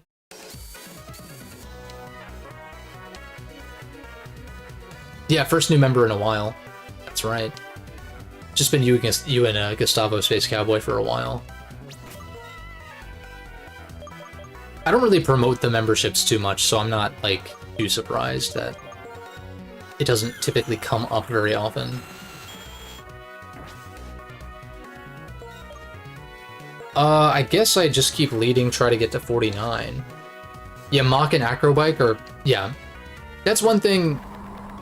Not just one thing. That is among the things about the Hoenn games that I like. It's just I've had a hard time getting back into them.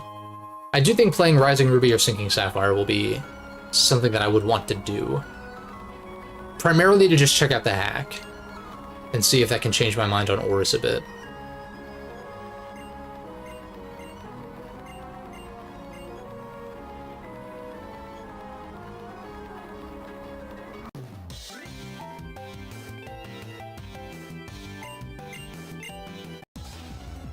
Alright, so hopefully, even though I'm getting into these battles, I can still do my optimal route. Because I love this gym a lot, because there's a lot of optimization and lots of, like, risk-reward, I guess. And the risk is just that you get pushed back to the beginning, but I think that's enough. By and large, I Ice Punch this pretty easily. Like, I have a good defense IV. I feel like we don't get one shot at least. Yeah.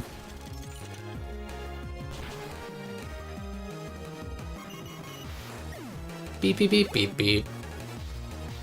Goes into Altaria, undoubtedly Dragon Fairy. Would you have, like, EQ? I kind of want to heal and just see what's up. In fact, I might be in a bad position here healing item-wise for Skyla. You do have EQ, okay. I'm glad I tested the waters for that. Yeah, I guess if you were a Dragon Fairy, then Draining Kiss is super effective still. So that's cool. Yeah, we're immune. Got 2 Levitators to complement the 3 Ground Weeks on the team. I almost kind of want to Discharge to try to para you, maybe? Oh, yeah, okay. Well, if this paras, then this is a good play. If not, I think I was better off just giving it a little smooch. Crit para. Didn't ask for that kind of hacks, but you know, I'll take it. Shout out to Altaria though. I really like Altaria design-wise, in fact. It's quite cool, especially, I'm gonna say it again, in Gen 5.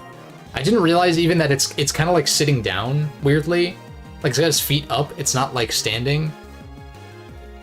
The only thing it's missing is if it like opened its wings or something. But I kind of like, I kind of like the way it looks here. Quite a bit. And of course,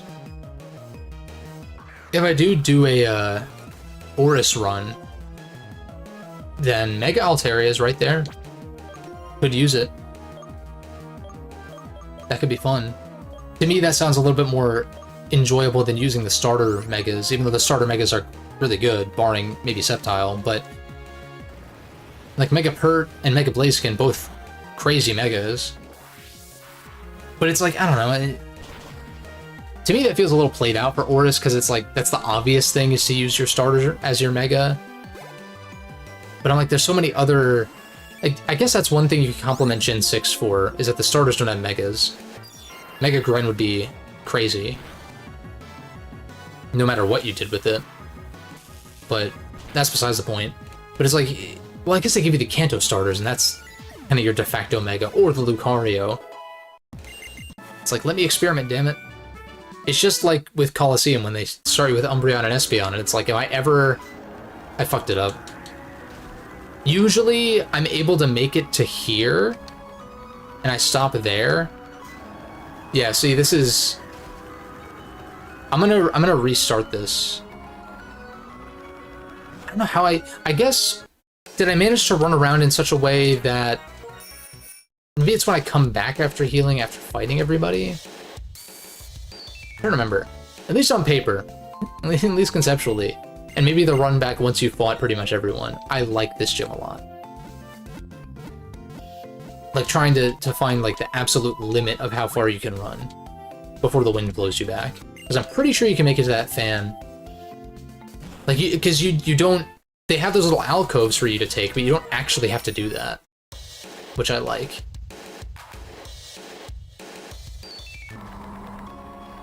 In fact, I'd love for more gym puzzles to be... Or maybe the first stop is just like... No, it is right here. See that? It's like perfectly timed.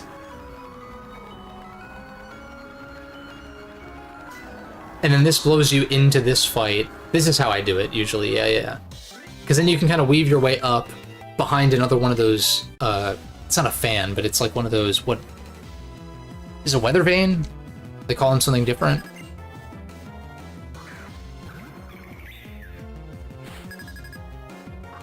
The Sigilif. Lead Woat. Probably his Heat Wave. So... It's not gonna go for it, I'm just like, if I go Metagross... I think Metagross is still just the answer, because I resisted the Dual Stab.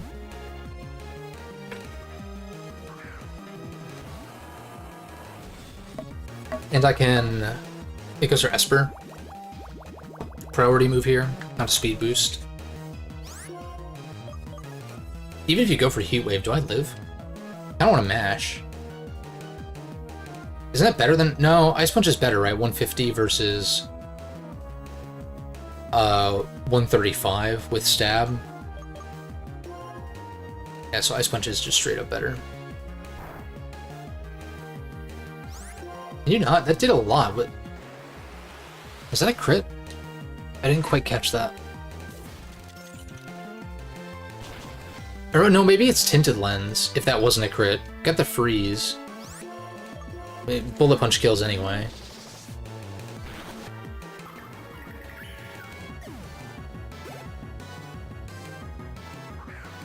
Goes in a trope. If you went into this, then you have something to hit me. But I just Ice Punch... Oh. Goodbye. Goodbye, Banana Neck. Tropius deserves like an evolution or something. It's not even one of my favorite mons or anything, but it's like, this thing is so terrible. I mean, shit, give it a Mega. like Salamence and Metagross got Megas when they didn't really need them, and you have Mons like Tropius in Oris that's like, this thing could have benefited so much from a Mega.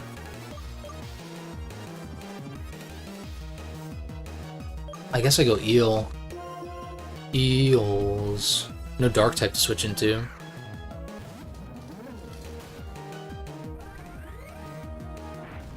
This would be one of those where like Bisharp would be good. Flame Orb. What does Flame Boost do? Is it a special attack boost? Because that's a little scary. Do I live? It did 55 times 1.5 would be like 80 something. So I think I live. If it is in fact a 1.5 times boost. But it crit, so fuck me, I guess. That's really annoying. Or is it Flare Boost or whatever they call it? Anyway. This thing's not fast without Unburden, so I think Lumeria does outspeed and we just kill with Hex. If it doesn't outspeed, I'll be surprised. Yeah, like... The only reason Drifbloom is fast is because whenever Unburden procs. Isn't a Farfetch'd. It's your last. I just burn you. Oh, you're faster. That's right. This thing probably got crazy buffs. Crit. Yep. That's the leak. Coming into play, probably. Oh boy. I don't know why I went into this when you have Night Slash, but the Phys-Def stat is nothing to be... is nothing to sneeze at. I just want to see how much it does. I want to say I'd live a crit, considering we are plus defense. Those are CC. Oh, so you want to get Bullet Punch killed then? Like, I don't think Bullet Punch kills from here, but we can see how much it does. I'm certainly curious. I took Iron Fist off in place of Clear Body, and wow. I mean, Iron Fist's boost probably would have one shot in that case when it was at -1. But having to click it twice, like realistically speaking, Ice Punch was just the play when it's at full health. You never assume that priority kills, like unboosted priority will kill from full. Unless you're fighting like literally a Babymon. I'm gonna go back and heal because some Pokemon died. But I guess getting back to the position I was at will be optimized to some effect.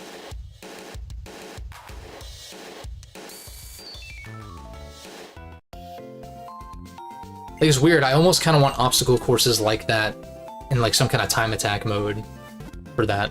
Even though it's like the most basic of basic movement. It still does take a little bit of finesse to like stop on a dime, like stop exactly where you want to stop.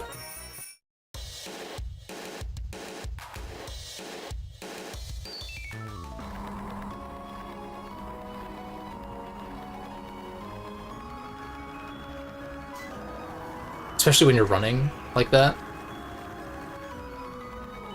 You don't want to bonk either. And so like that one's unavoidable really. I think just stop here.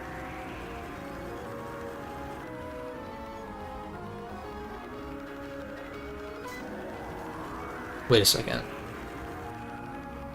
Wait, what happens if I... Hold on.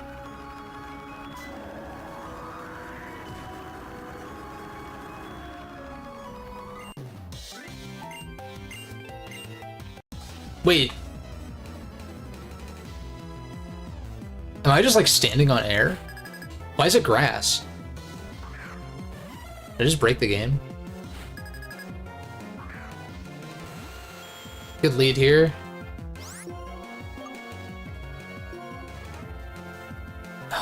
Dude, sleep moves are so fucking annoying. Especially in-game when there's no sleep clause. I wish that's something that they could bake in. Sleep clause is actually really nice. His sleep moves are really busted. Obviously low accuracy and all that, but yada yada, low accuracy actually makes them more unpredictable and therefore harder to play around, in fact, but even so. Think about making a VOD channel. Okay, if you want to use it for unrelated streams or just streams in general, that's a good way to go about it. I think a lot of people do that. I've considered doing the same thing. I mean, I did do that, actually, for a little while, when I was still streaming on Twitch. For, like, that last, year or so. Like, I did Sonic Adventure 2, I did Is Quick Clop Rock. I don't know if it mattered, but I did SA2 and I did the Prime... Well, I did Prime 1 and 2, Metroid Prime 1 and 2. Part of Prime 3, and then I really did not like Prime 3. And so, I don't want to get into that again, but... I think I'll probably end up streaming the Prime games again before Prime 4. But I just need Prime 2 Remastered to happen, at least. And even, I guess, if Prime 3 Remastered happens, and they, like, fix some of the annoying shit, tweak it a little bit, then maybe, but, like, the thing that annoys me the most about Prime 3, as some of you may know, is the level design. It's like... It's so hallway-based. It's literally like Magmore Caverns in Prime 1 on steroids. I do not like it. In the slightest. At the very least, they could cut back on, like, the Aurora unit talking to you when it shouldn't be. And shit like that. But, like, the level design and the reliance on hyper mode is just... That's not something that you can realistically tweak for a remaster. That's good. Electros putting in some work in the flying gym, as you would expect. This thing being Electric Fairy would also be kind of cool. The big GameCube era. Prime 1 and 2 were GameCube, Prime 3 was Wii. So it's understandable. Like, I think Prime 3's... The problems I have with Prime 3, the issues that I see there, are a symptom of, like, Nintendo at the time, almost. Even though it was retro and that's, like, second party or whatever, but it's, like, it feels very Wii era in, like, a bad way.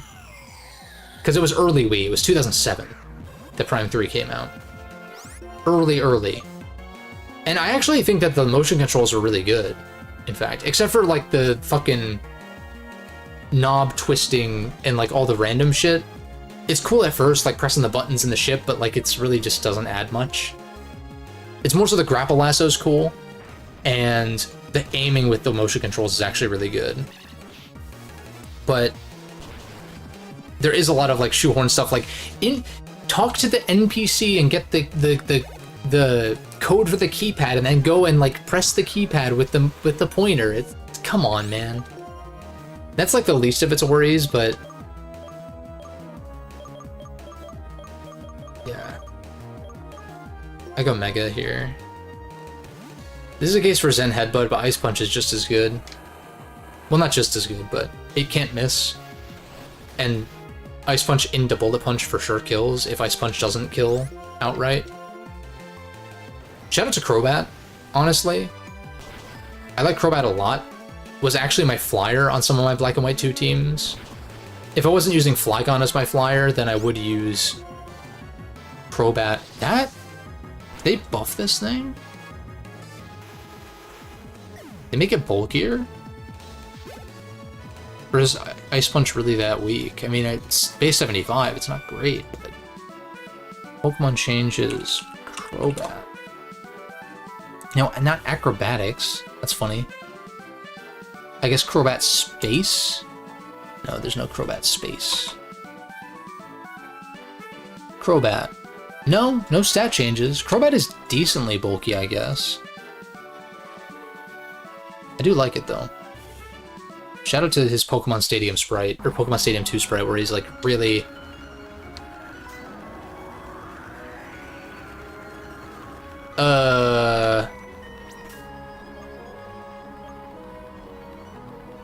Oh, shit.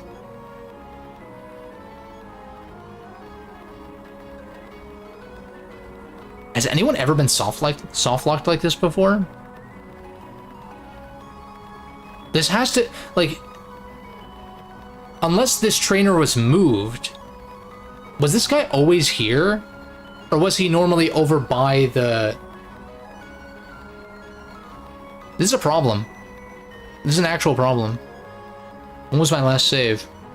What I'm gonna do is I'm gonna go to my save and I'm gonna make a copy of it. I'm gonna paste it right here, and I am going to... I'm gonna save and load and see if it fixes things. If anyone has an action replay code for walk through walls, that's a possibility. We're gonna soft reset and just see what's up. I have my save pre that, but I'm just curious as to how far back that is. That's really bad.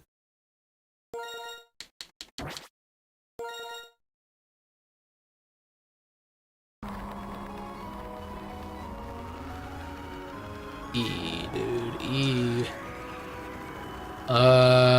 Let's look up a... well... Okay, what I could do is...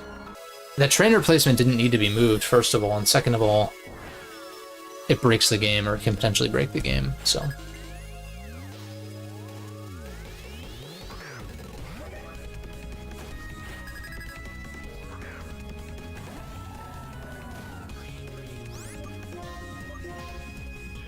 Just play this out the same way.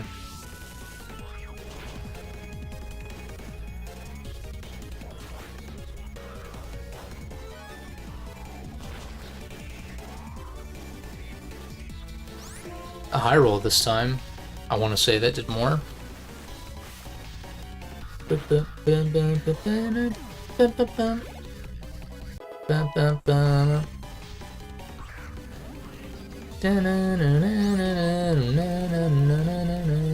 Actually, maybe surf is better. I don't know. Well, I don't know what typing it is, to be fair.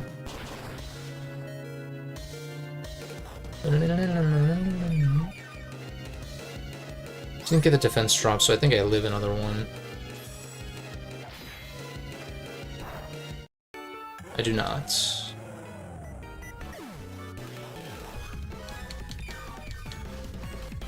It's fine because I just go into gross. No, I just go into Sabin. Bulldoze away.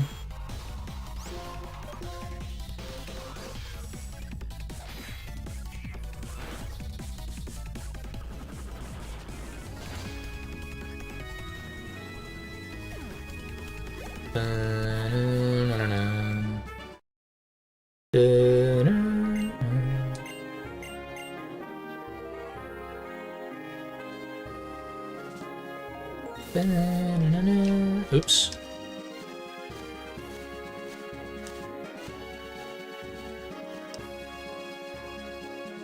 Yeah, thankfully I did save before Coal Rest, so all I have to do is those first couple of gym trainers again, which is like a little annoying, but a small price to pay for not literally having my save become unplayable.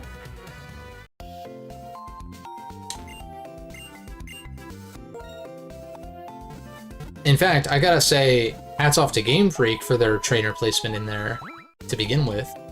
For the fact that you can't do that. Like, they designed it in a way where, like, that can't happen.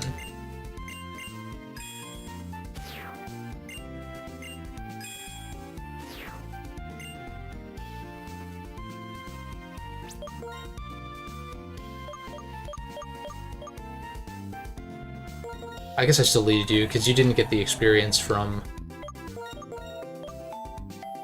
Wait. Yeah, I'll just lead Jin, I don't know. I know Sabin was good on the second trainer as a lead. And then what? Haha, cell battery bad. Mental herb bad.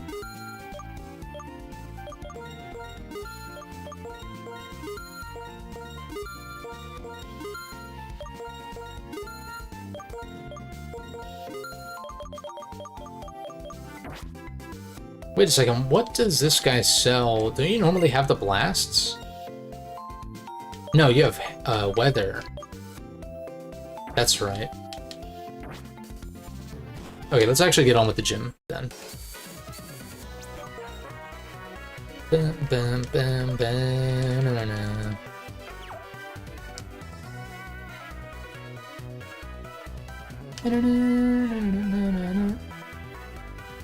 Ba-dum, ba-dum, ba-dum, ba-dum, ba-dum, ba-dum, ba-dum, ba-dum.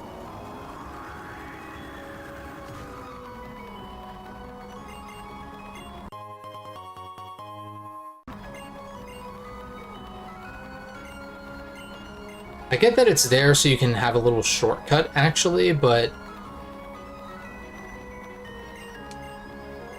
yeah.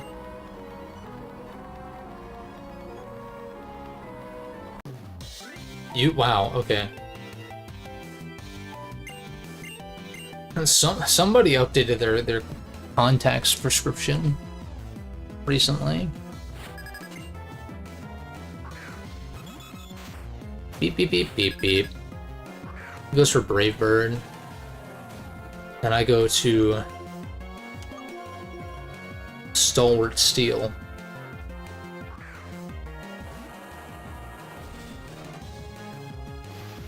The bravest of birds. Bounces off. You might have Drill Run, but I definitely lived that. Super easily, wow. Hey, plus defense Metagross might actually be the wave.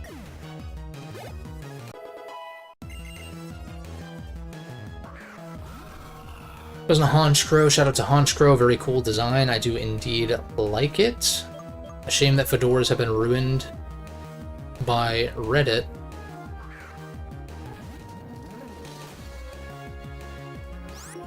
But it's more of a mobster thing. It is fun, like the Battle Revolution death animation where he does tip his fedora, which is pretty funny and fitting.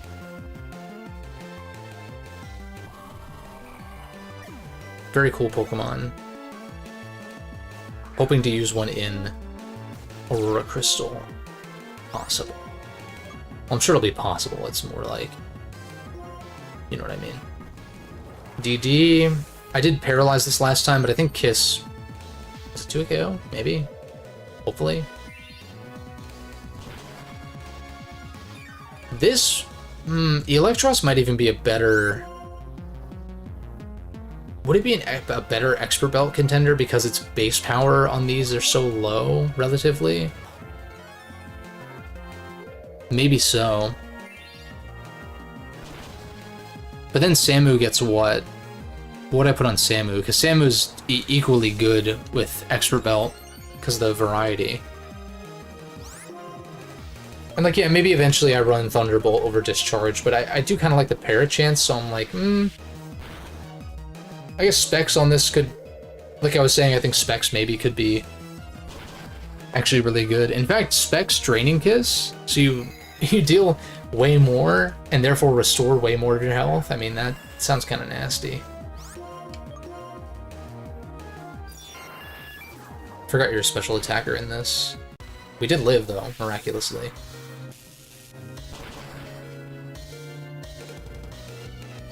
It's just, it doesn't need that much help, though, damage-wise. Like, it doesn't need...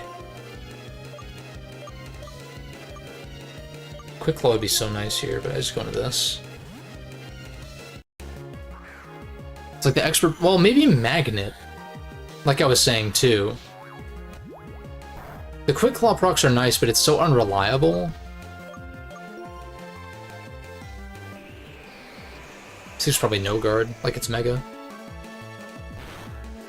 So that, yeah, that hurts. But no confusion. Which means if it was no guard, then I guess Fire Blast could have been free, but it was at like 2 health, so... I don't think it would have mattered too much. Nice, we actually made it.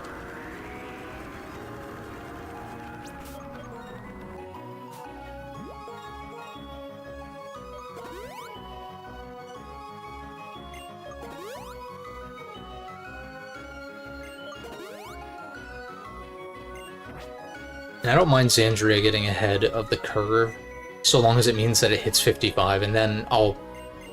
Just like with Metagross where I pushed for 45, once we get a Flygon, this will be my emergency backup as I train everyone else up to the same level. I remember Sabin being good in his next fight against, was it Jumpluff? It doesn't really matter. I could have just stood there, but I guess it's good to be closer to here now. So now I know, fight this... Pro tip, if you're playing this hack, fight that third trainer. Well, no, I guess because if you run into it, aren't you equally screwed? Because there's collision barriers on... That's really bad. Also, this is the wrong trainer. What's the matter, trainer? I led Nidoking into a Sigilif. Get good, trainer. I don't know what I'm memeing about. It's just like Pokemon Stadium 2 announcer, or Pokemon Stadium announcer fucking stuff. I do love that announcer voice though. It's super iconic. Made the battles not feel as... It made the battles not feel like they were dragging nearly as much. Crit definitely mattered, as we saw last time. I feel like we would have lived in Esperwing though. Well, maybe if it's tinted lens, maybe not. Will you SD when I'm this low health, or do you attack? I kind of want to heal up just in case. If it's Swords Dances, then the AI is bad. Okay, I thought so. I feel like I live another one though. Oh, I also outspeed. Wait a second. I'm tripping. I should have just attacked. Crit didn't matter.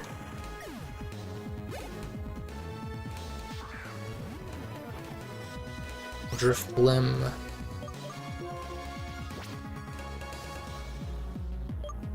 Didn't I go into this and then Volt Switch? I think that's the play. Slow Volt Switch kinda nice. Also a case against a Quick Claw. In this case. Yeah, there's that. It's like, yeah, I did the math. You crit last time, which did in fact matter if my math is correct. Yes, very much so. The first hit was a little bit higher of a roll, I think, but... No, maybe it was around the same. But, yeah. Also, Specs would have killed there. So more and more convinced, I think Specs heal is the way. Hexaruni.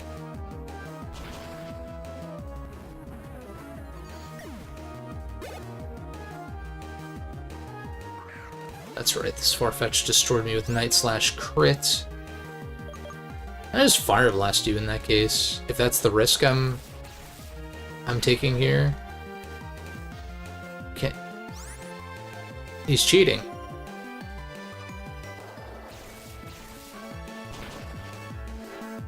Of course. Of course. Could have high rolled, maybe killed, but yeah, of course. What a bastard.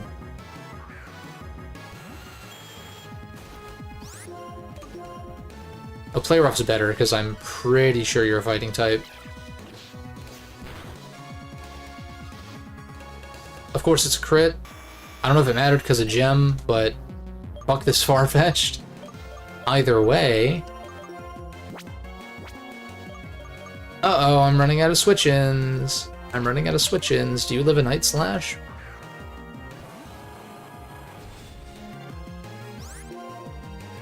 Or no, wait, you went for CC randomly last time. Why, though?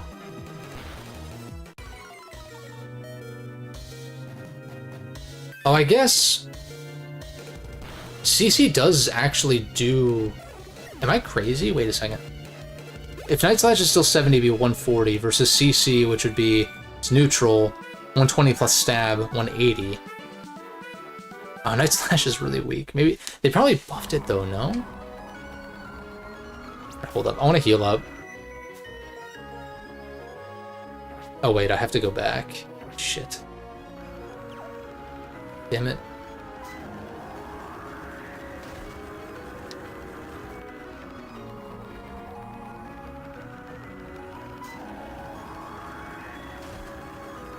Oh, it only breaks... Oh. I thought those always broke, but no, only when you leave from the gym leader alcove.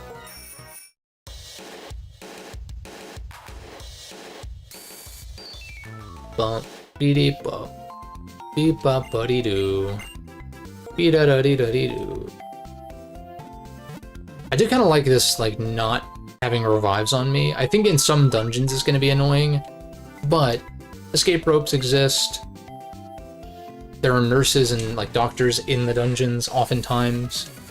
Not too far off. Of course, you have to fight them and defeat them first, but I think that this gen specifically, I feel like I can get away with not having revives on hand for outside of battle healing. Fuck. I'm very bad. I'm 2 for 3 on that.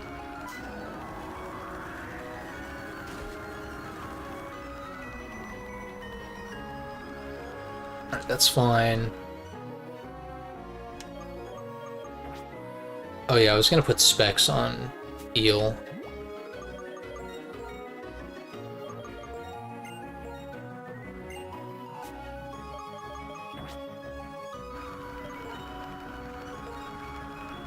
Save here. It's not gonna happen again, it's just like... I get why they did this, it's so that way you can do this. And just, like, avoid that, but it's like, I don't know, it seems kind of arbitrary to me. If anything, put him, like, below that turbine, like, was it 3 spaces over? So you can't fall back on him. You could maybe lure him out. That presents a problem, I guess, if you lure him out and then get slammed back into him. But, pause, but you know what I'm saying. Ice Punch. Doesn't go for Sleep Powder this time, which is nice. Not wasting our time. I guess if you're hardcore Nuzlocking... Dude, that must be super fucking annoying. Wow, that's like another case for never wanting to... Maybe not never, but not really wanting to Nuzlocke. It's like, oh... Sleep? It's like, good night for fucking ever. Because you can't... If you're hardcore Nuzlocking, no items in battle. And there's no sleep clause. So you can literally just get slept on everything. Oh my god, crit. And there's nothing you can do about it. That sounds like fun. That sounds like a fun video game experience. Very fun. Right, guys? So fun. Not being able to do anything in a turn-based game because everything is asleep. Fun, fun.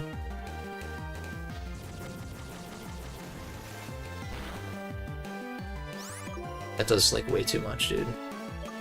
Does Volt Switch kill? I feel like it does.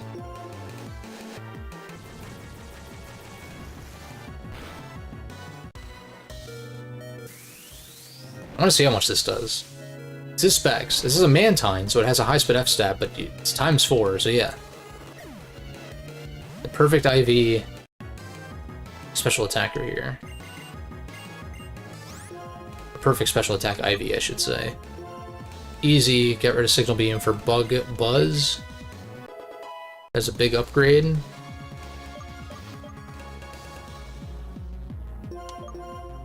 Where are you at? Oh yeah, you just get, like, chip leveled by whatever, even if I switch out and switch train it. Goes into Zazatu.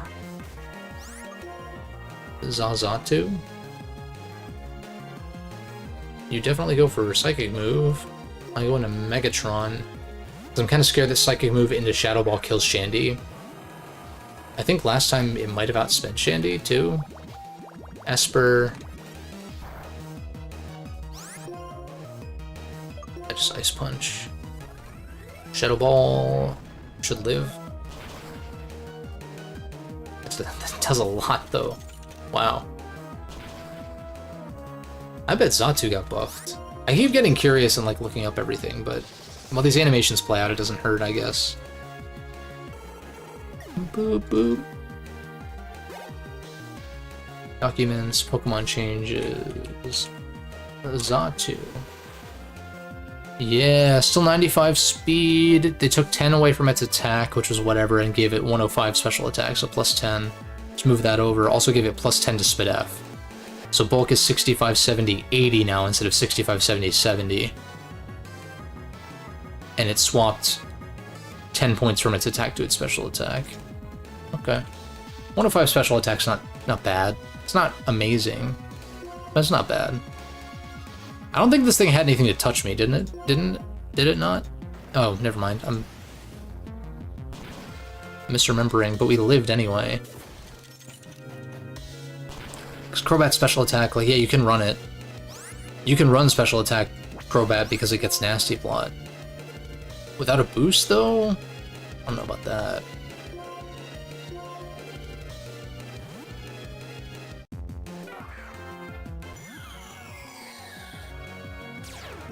Flash Fire. There's Hex. Bravest of Birds. We should live, because this thing's pretty tanky. It's gonna do a lot, but yeah.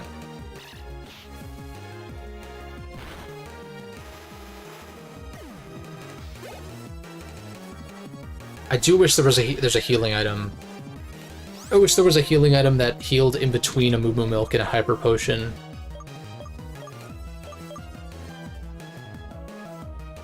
What do you go for? You've got to have, like, Night Slash or something, right? I'm just gonna go hard Nidoking and see what he goes for. Just goes for, oh, Brave, I mean, fair enough. Fair enough, I guess.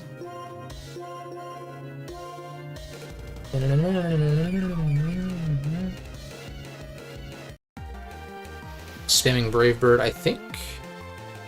Do I still live this? I feel like, yeah. Am I faster? That's the question.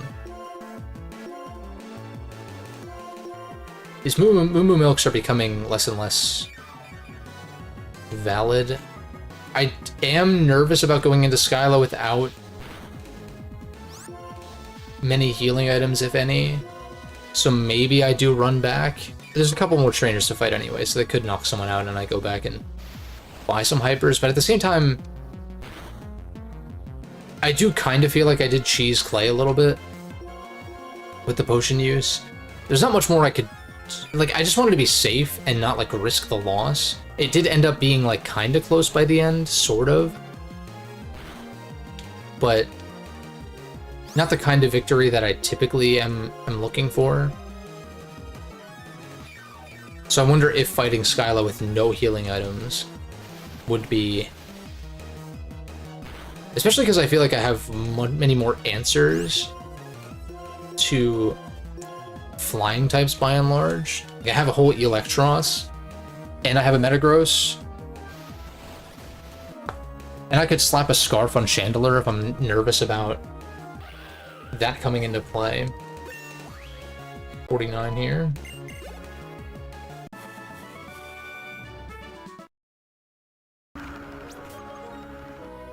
Now, I guess the problem is, can I heal up my party even outside of battle? Not really.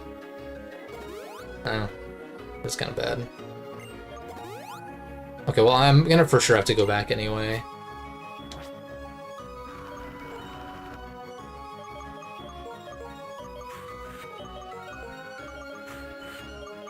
$51 going on $52.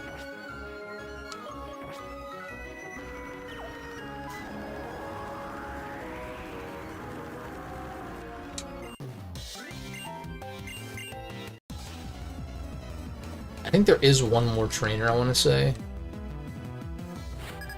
I thought this gym was kind of perfect as is, without the trainer plate movements, but whatever. You are Psychic Flying. Not normal type, I want to say, yeah, so.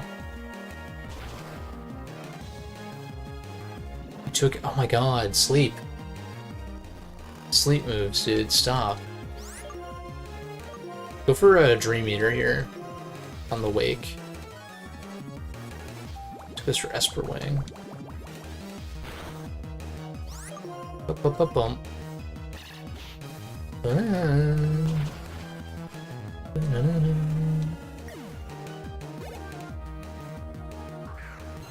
Goes for Aerodactyl.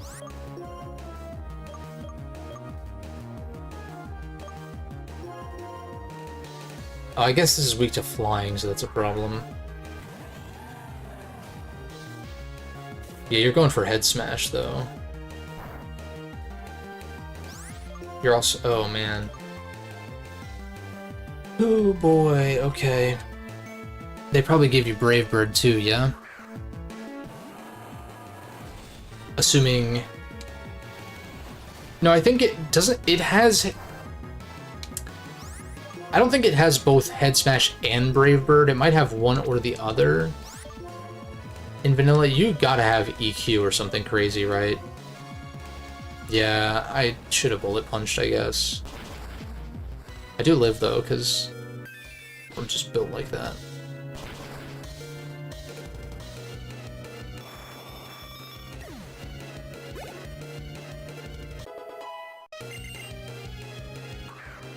Goes Raptor.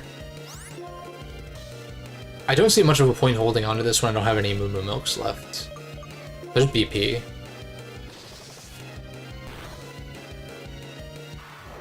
Then we can see what he goes into before I make my choice, which is kind of nice.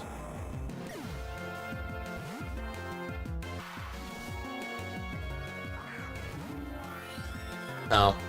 Well, it would have been nice to have Gross for that. I guess King is just as fine here. Sludge.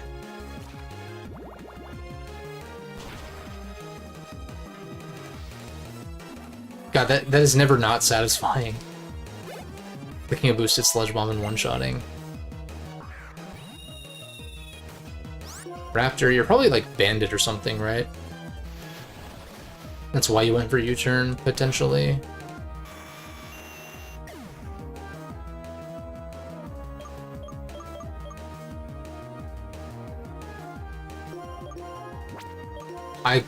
I'm just curious if you're Banded, because I feel like you wouldn't go for Brave Bird if you...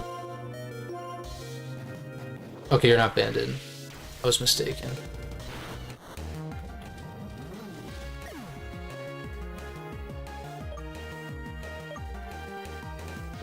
Pretty sure you outspeed. Probably. Nope. Wow, okay. Okay, that's a case for a Choice Scarf. Choice Scarf's gonna become more and more viable the further I get. This thing is pretty quick though. Worst case, I just Aqua Jet kill. But we are faster, wow. Take that. Plus speed, nature, and all that. Good chunk of EXP there.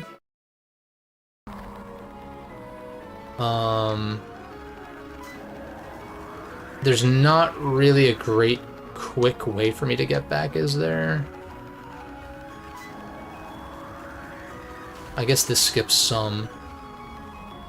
And then...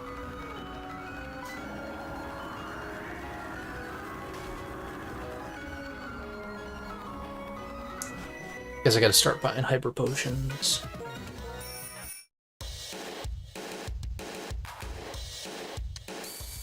I feel like if Hypers healed 150 and were a little cheaper, I feel like nerfing them to 120 was maybe a little much. I kind of like it weirdly though, because you can't rely on them as much, I suppose, in like Gen 7, which I think was where that change was made. But yeah, Castelia Cone's still really good bang for your buck. Status restorers. I've not had to buy a single full heal. But I can also buy 99 hypers, so it's like, it's kind of fine if I buy. The thing with hypers, though, is like they can last you till basically the end of the game. In most cases, so I can buy a shit ton. It's kind of nice to have some lower healing items for like chip healing. Like if I don't need to use a whole hyper potion, I can use a Moo Moo Milk, but yeah. I'm gonna move this to the free space, and I don't want to give you the choice scarf as well. I know Scarf Will-O-Wisp seems weird, and it is.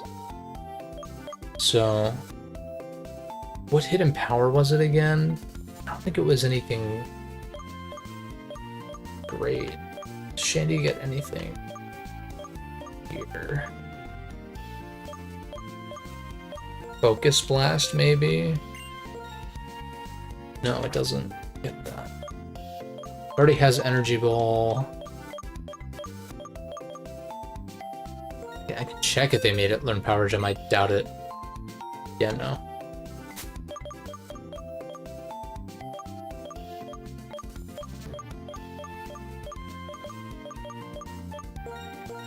Dude, I probably can't learn this. What about Snarl? Can Chandeliers Snarl? They can't. Fun fact. Psyshock, even? It's gonna be Trick. Like, I'm gonna run Trick. Which means, okay, maybe I do just, like, fly back. I just don't have a fodder Lymon. Do I? And so if I fly back... Hold up, let me go catch... I think you could find Unpheasants around here.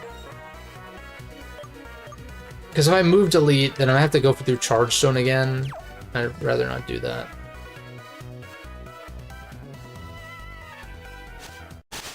Oh yeah, it's just see, I feel like there are flyers around here.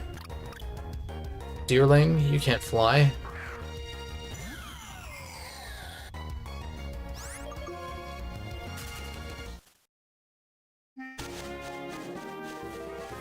Yeah, because then Trick gives me an opportunity to get rid of the Scarf, and also cripple something that doesn't want a Scarf. It's like a really good utility. I like sets like that. They're fun. Especially when you're like playing against an actual person, and there's mind games with that. Oh, whoops. I mean, this could just not be an Artano, but it's an Artano, yeah. Those ears aren't big enough to fly. See if I can do this. I'm 90% sure you can find like Unpheasants and stuff, usually.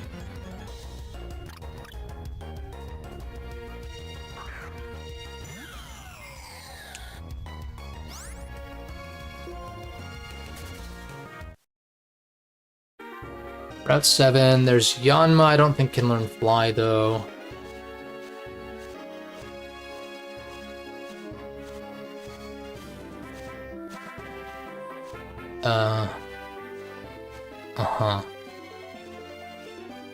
What about Murkrow in Celestial Tower? It's a 5%.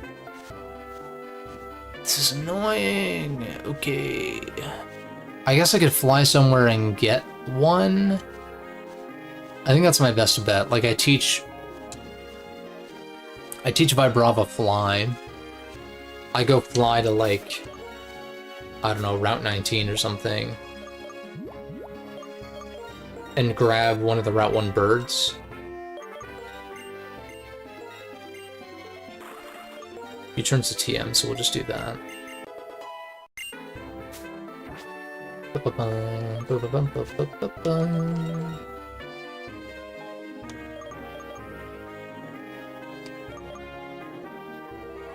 Yeah, we'll just do this. Because there are for sure birds in these early routes. Whether it's a Starly or... What the hell is Unpheasant's first form called?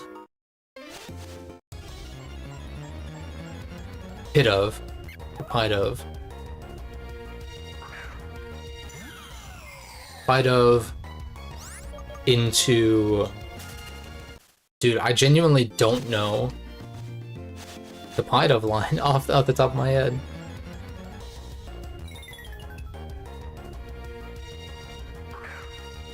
Because I've just never really cared for Unpheasant that much. Alright, can I get a bird? A Hoot Hoot. A Pidgey.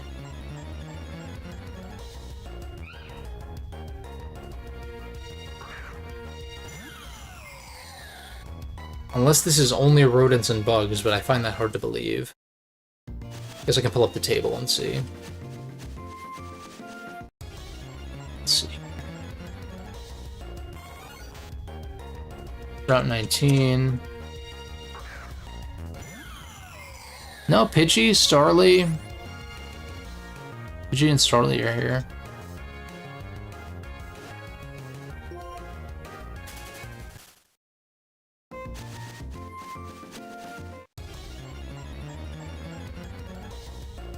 Dude, come on. It's not that rare of an encounter. Just going to get a Foddermon to use Fly, so I don't have to worry about HMs and shit. Dude.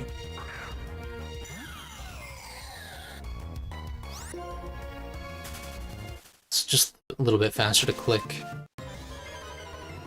Not what I wanted. Not what I wanted. Go away. Oh no. Get the fuck out of here. Don't look at me with those, like, soulless eyes. Stop. Just stop. Stop it. Get some help.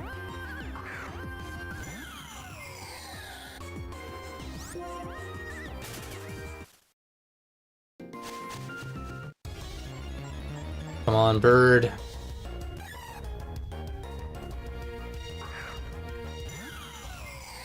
Does Hoppip learn Fly? I don't know if it does. I kind of feel like it doesn't. Something tells me that it doesn't. Bro. What about round 20? Let's go to route 20, because Pidove is a 20% encounter there. Whereas I'm trying to find 10s. At least I think, from my brief glance, Starly and Pidgey looked like a 10% encounter. Pidove is the most common encounter here. And of course we don't get it.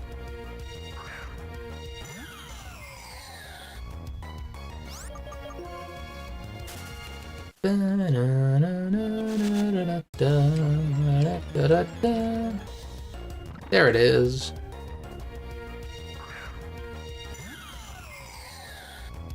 This is going to be our transport. Master Ball. The one true use of the Master Ball. Bro, what?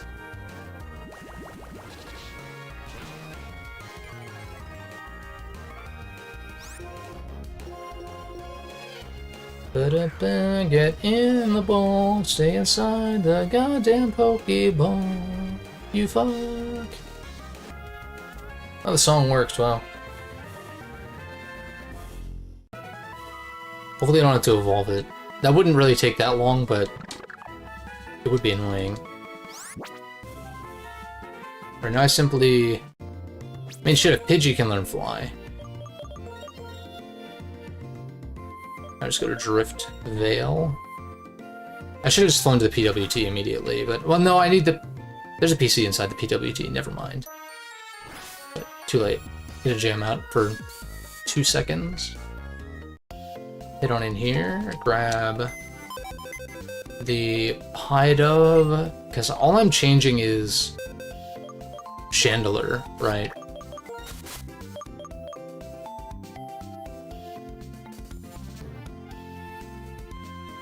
I can check what Eel can relearn, I guess.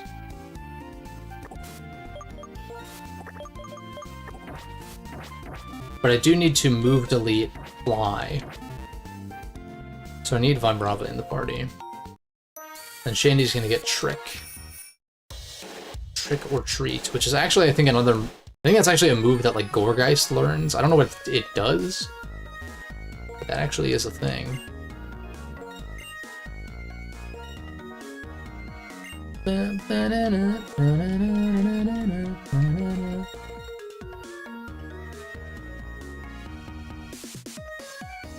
Do you not... Is it only the pre-evos? Alright, back to PK Hex, I guess. There's probably a way to tutor it on It definitely had Trick. It definitely did. So I just double check the docks. Lampent. Trick at 23, but Chandelier doesn't get it somehow. Something is telling me that all of this trouble for nothing. Something is telling me that it is a tutor move. Black way to move tutors.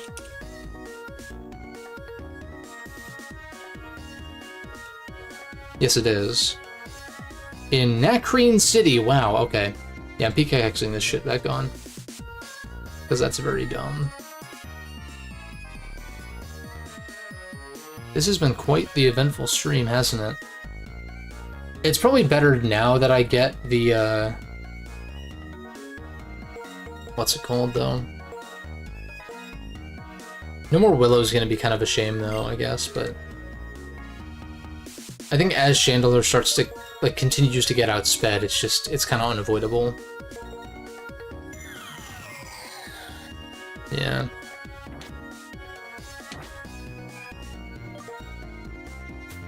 Ba-da-ba-ba.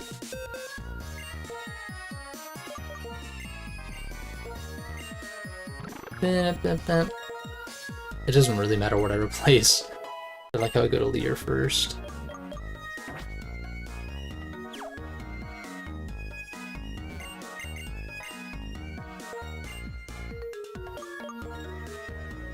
Ba-da-ba-ba. Get rid of Fly on you. Bum-bum. Yeah, it's quite annoying. I don't know why I'm running. Why are you running? No, just, like, literally fly. Back to Mr. Alton. This has been an adventure. Hopefully it's worth it.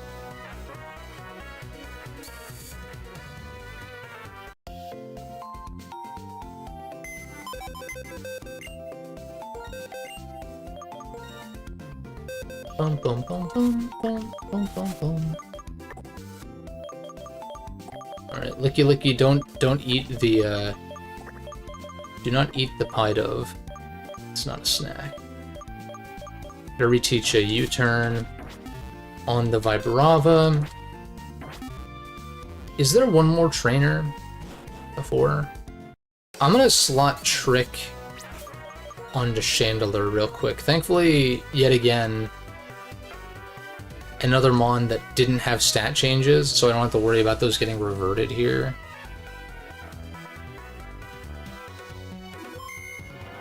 In worst case, I would just turn it into a Lampent and then give myself another Duskstone. So bear with me for 1 sec. No, wrong folder. Oops. Here, Pika Hex. Da-da-da-dum. Open this. Party. View. Moves. Trick. Set. Export. Bingo. Close that. Close this. Open this back up. OBS is not going to recognize it probably again because why would it? Oh, because it's 61 frames per second instead of 60, I see.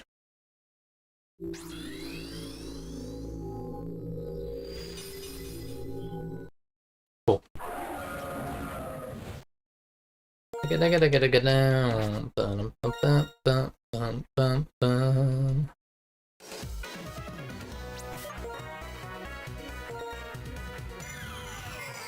There's the Trickaroo. That speed set is still really good. It's just obviously it's only base 80, so it's only gonna get it so far.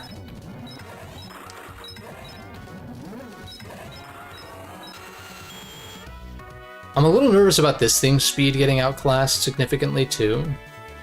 Just a little bit. But I think it's bulky enough to live like at least neutral hits or something. I'm not going to be able to bring it down on super effective hits nearly as reliably, but That's honestly fine. We've got Hypers, we got Castelia Cones. In fact, I could have flown back and gotten another Castelia Cone. I didn't reteach U-turn, did I?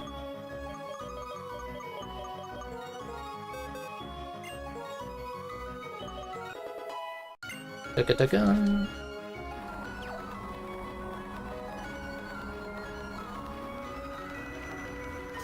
Yeah, I'm like, this one's a really tight window.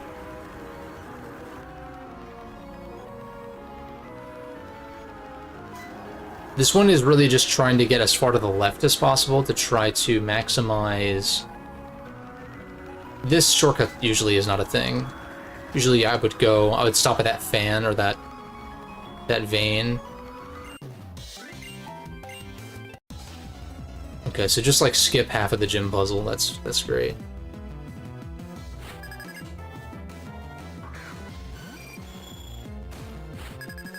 Skarmory looks really cool here. Skarmory always looks cool, though.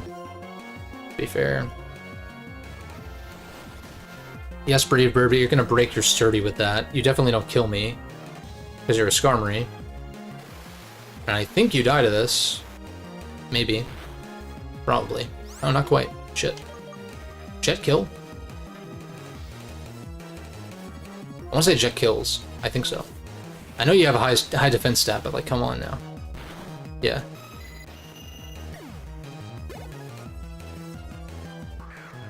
Pelipper. Not Drizzle. Undoubtedly gonna go for flying move here. So I'll just go into this in Volt Switch. Goes for Cane, misses. I go for Volt Switch.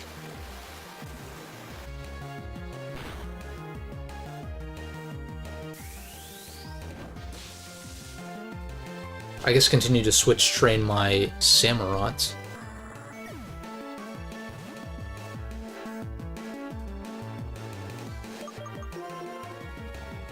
It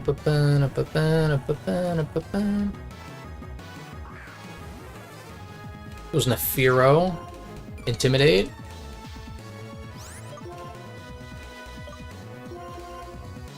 I go into this.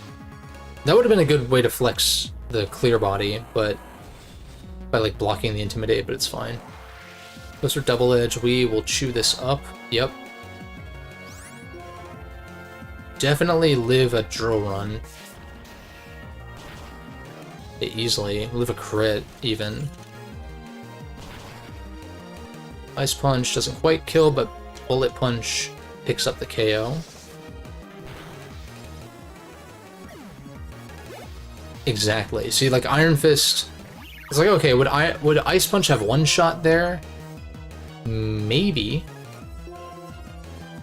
That's a big maybe. This is bad. Oh my god, we lived. Dude, Metagross is the GOAT, man. Problem is I don't think BP kills from there.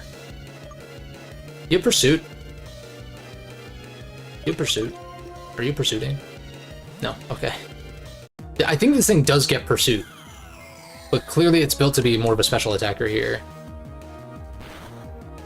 Went for the safe Air Slash, which is fair. I have to go for Fire Blast, don't I? It's a little terrifying.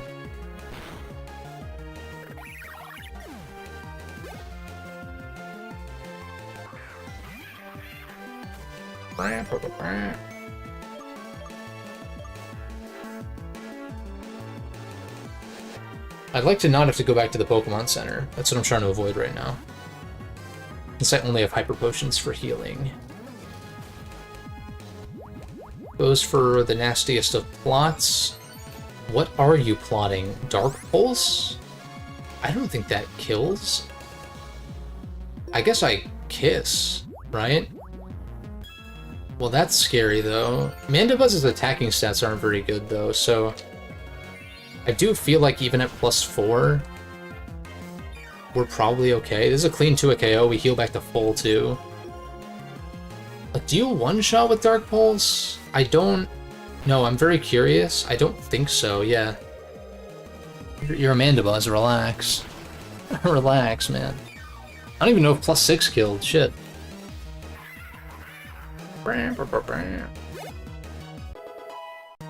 Two more levels until Flygon.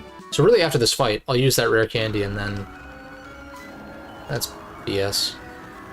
I do think it's fun if you do slam into these guys, they do engage in battle with you. Like, they do take it as, like... It does alert them, which I think is kind of neat. Now, what would you lead? Would you lead Skarmory to set up spikes? Would you lead Pelipper to set up rain? I think either way, Eelektross is a good lead here.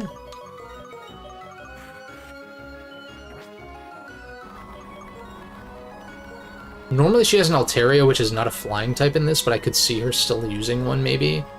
I guess the tricky thing is that... Well, it wouldn't be her ace, obviously, but...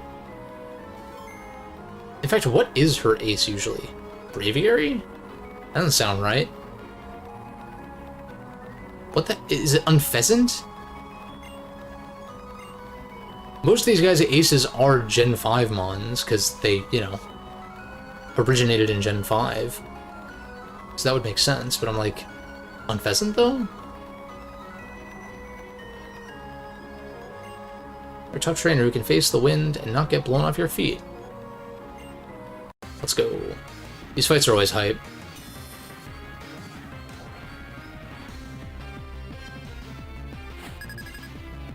Damn, those shorts are really fucking short.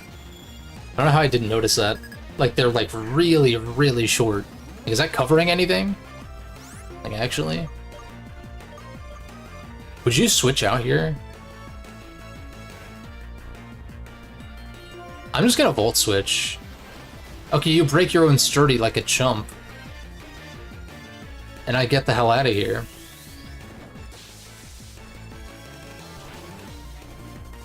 I mean, Discharge might just 6-0, but... Be that as it may.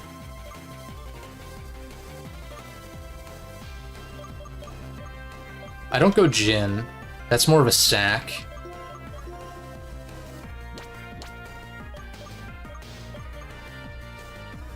I think Metagross is a decent mid-gross. Oh, maybe I go... Can I speak? Maybe I go into Vibrava and U-turn on whatever comes in. Oh, we probably don't outspeed this, though. So, it's probably has Earthquake. It's not going to go for it here. Metagross probably lives one, though, I would say. I don't think I outspeed, and I do want this to get experience, so I'm not going to risk... maybe we outspeed because we're plus speed nature and two levels higher, but... Yeah, just go gross. You're not Rockhead, there's no way. And I Bullet Punch to get you into Defeatist range so you don't deal as much. Yeah, exactly.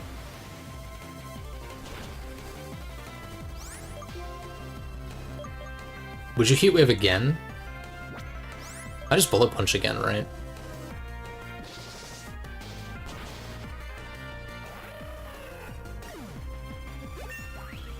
Level 5-0. Goes Kiss? What is this supposed to do to me exactly? Oh, that. Okay, I should have Bullet Punched. I'm not used to seeing Togekiss use Fire Blast. It definitely does not get that. There's no way that it normally gets that. It gets Mystical Fire. It's fine. I'm all for Mons getting buffed, but...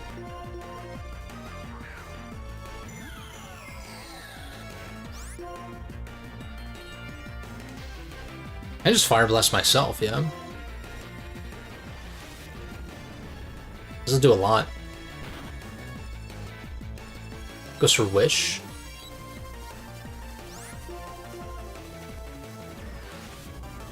No Protect, though. You're missing part of the set. I didn't want this to be a steamroll either, so I guess Gross getting knocked out is not the worst thing ever. Oh, I wish I could trick this. I wish I could trick this right the fuck now. Damn it. He's gonna EQ. Shit, that's really annoying.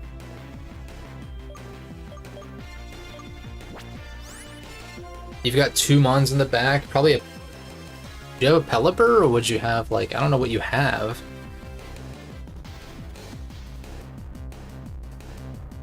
You have aggro on this? I kind of want to go into Jin. Jin's not going to be that good, so if it gets knocked out, it gets knocked out. It's not going to get knocked out to EQ, but I'm just thinking... Stone Edge, we resist that. Well, that's good. Also, you're not Toxic Orb, okay. I really want a Blizzard here, I really do. It's such a throw if it misses, though. Surf twice is really just the answer. Plus, it might be Yachi. No, it's Flying Gem. Oh, shit.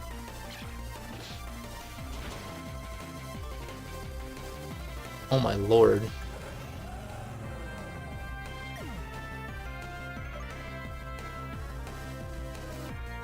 Sabin, do you live in EQ?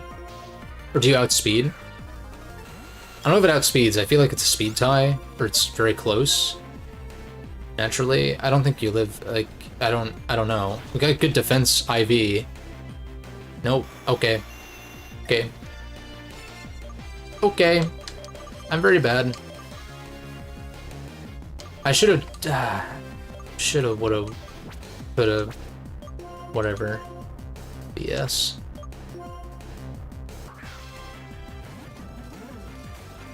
That's really annoying.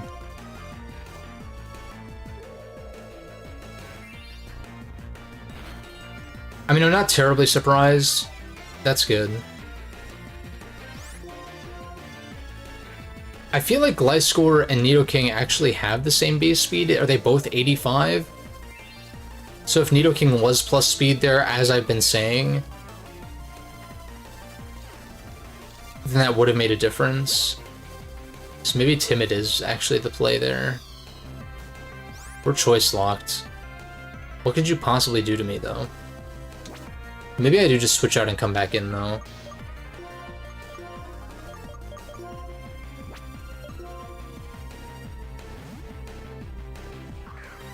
That's right, Swan is her ace. That's right.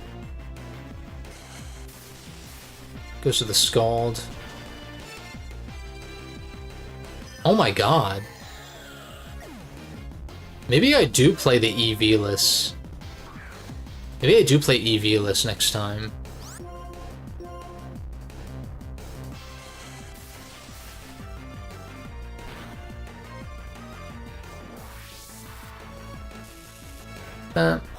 You're walking? Or Wakan? It nearly didn't matter. You're gonna just heal up here. So I'm gonna do the same. I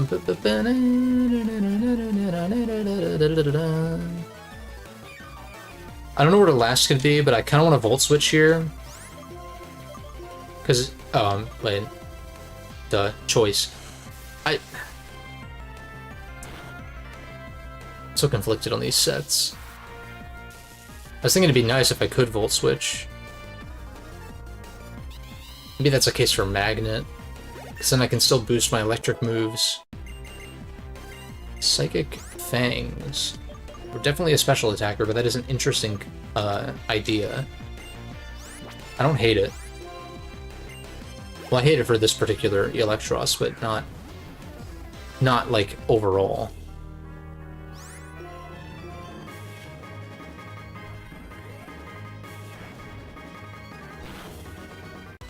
Yeah, I was like, there's no way this kills. Unless you're literally Spectacles. I don't think you're Spectacles. And you died of my Spectacles. Goodbye. So I didn't play that great, but it didn't end up mattering because I have an eel. And the eel literally 6-0s.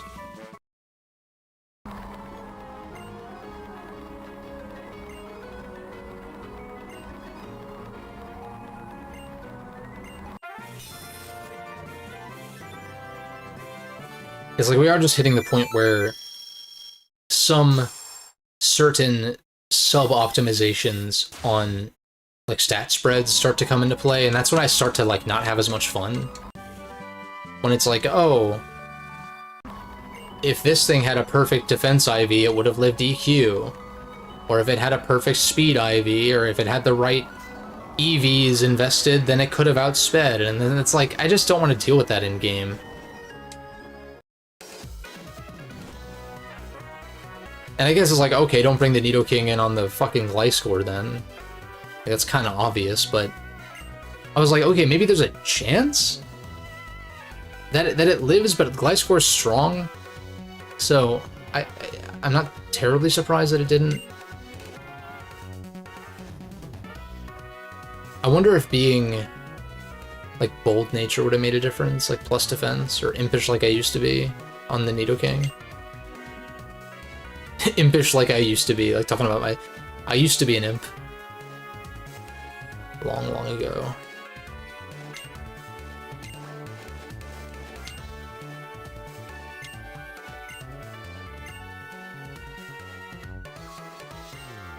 But you can't fly over Twist Mountain either? Because wasn't that the original plan? This is what confuses me a little bit.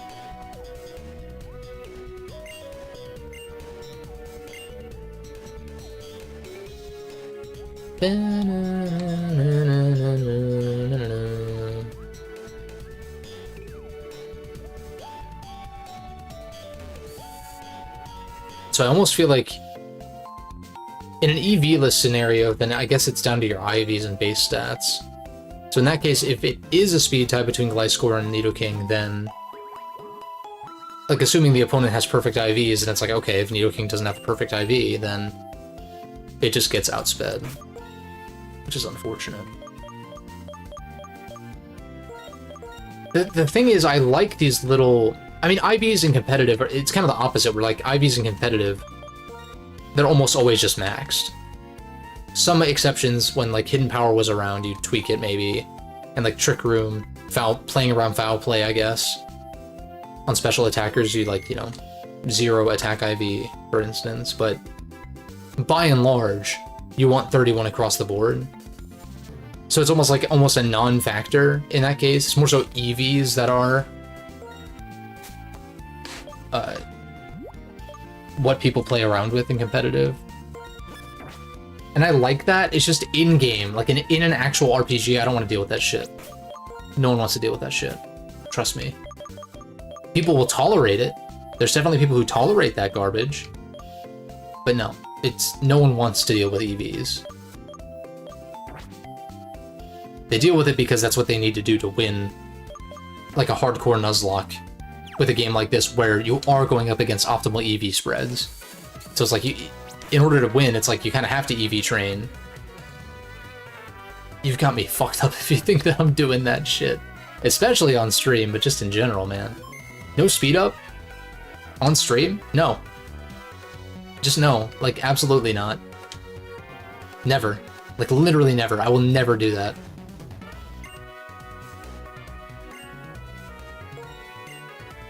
That's why I can actually appreciate Legends Arceus even more.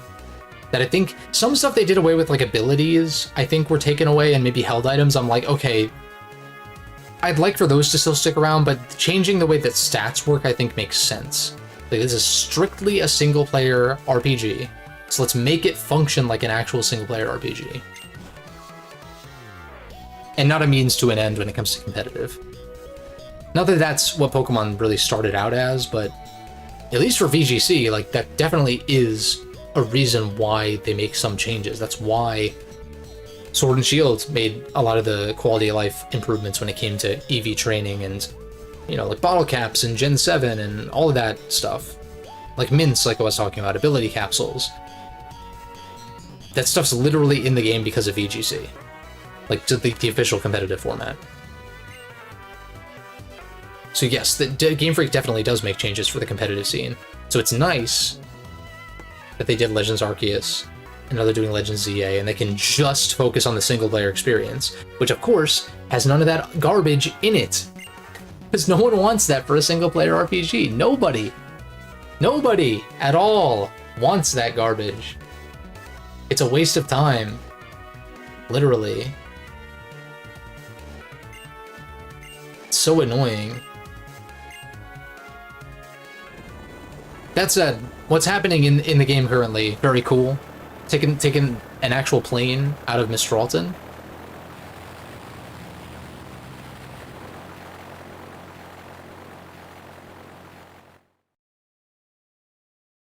Again, not totally sure.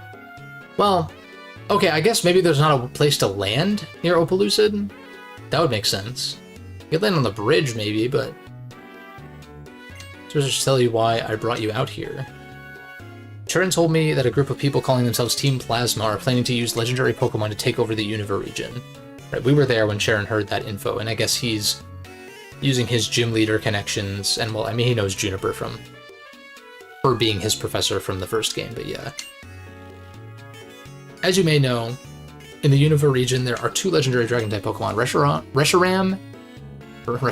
and Zekrom. Reshiram and Zekrom. But 2 years ago, Reshiram and Zekrom each recognized a trainer as a hero. They are following those trainers. So Team Plasma shouldn't be able to use the Dragon-type Pokemon, plural. That's true, what could they be planning? There is much we don't know about Reshiram and Zekrom. That's why I want to hear what Opaloosid City's gym leader, Drayden, has to say about this. He's a Dragon-type gym leader, so he might know something. So we're finally to the reason why I brought you here. I want you to go to Opaloosid City and hear what Drayden has to say. And I would like you to tell me if something happens. I think it's very funny when you select no. Yes, that is a more reasonable response. It's best not to get involved with Team Plasma, but... Demo. Hearing what Drayden has to say about the Dragon-type Pokemon will be really interesting. Not convinced by that dialogue. A little stiff. That's not Juniper. And more importantly, it will help fill out the pages of your Pokedex. I guess you would assume that players would click yes, so yeah. I'll be in the volcano just beyond here. I'm going to investigate the rumors I've been hearing about a rare fire-type Pokemon in Reversal Mountain. Good old Heatran. So unless you defeat him in a Pokemon battle, he probably won't talk to you. I do like how we can fly back at any time. That's pretty fun. Lentimos Town is really dope, too. There's not really much to do here, but just, I don't know, I really like the vibes. This entire side of Unova is really cool. Honestly, the entirety of Unova is really cool. It's just... I like the additions they made in these sequels.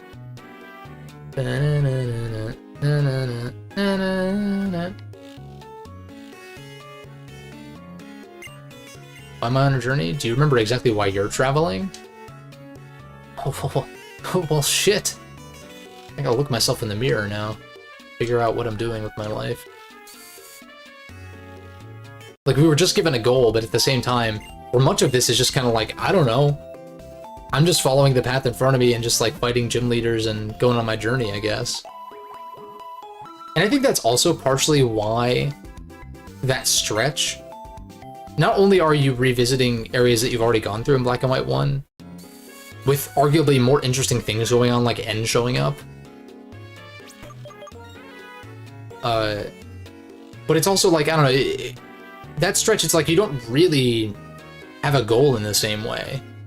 Like, yeah, you could see it as being like, okay, get stronger and fight the gym leaders, sure, that's fine, that's whatever. That's always at least a background motivation for the main characters in these games.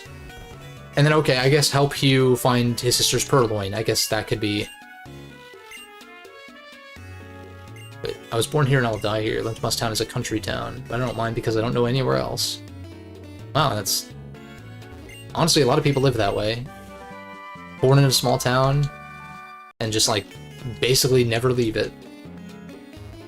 Something to be said for that, I think, but... Given how connected the world is these days, I feel like you're kind of... doing yourself a disservice if you don't try to see more of it, experience more of it. Granted, not everyone is in the position to be able to do that, which is fair enough.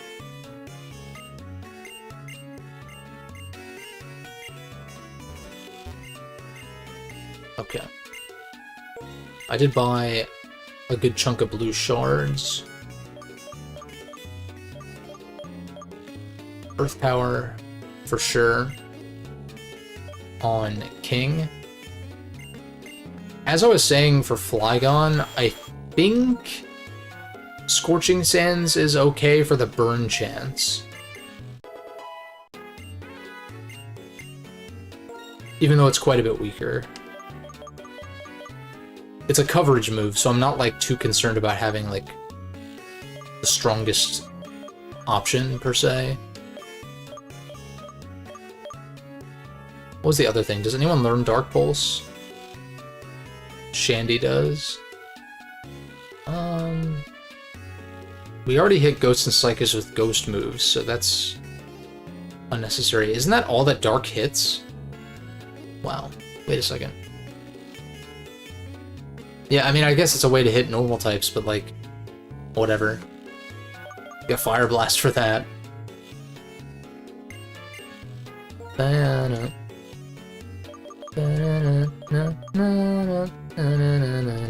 If that's literally it, then yeah, I can teach Dragon Pulse to Vibrava early.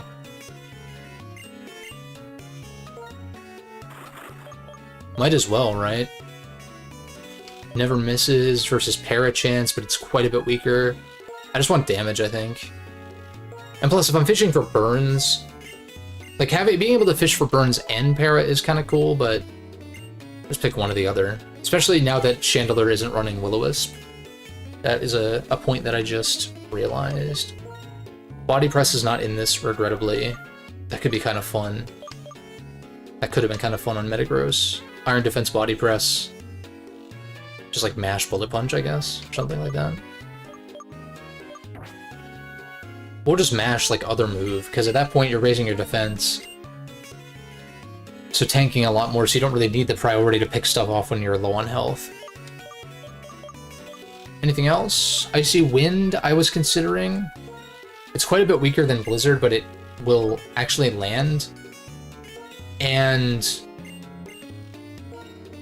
more often than not, I'll be clicking this on stuff that's ×4 effective against. Since, you know, Surf already hits ground types. And I don't really want to stay in against flying types unless I think that Ice move is going to one-shot or at least do enough to kill after the fact. And plus, this will probably do enough for me to, like, drop their speed and then outspeed, maybe. Or this into Aqua Jet or this into Switch and then outspeed with something. Here's all with Nidoking, I guess. Which is kind of why I wish I had Flip Turn, because an Icy Wind into Flip Turn into Nidoking. So now your opponent's slower. I don't know, it'd be cool, but it's fine. This will be, I'll just make it Ice Beam eventually, though. Once I get the TM for that.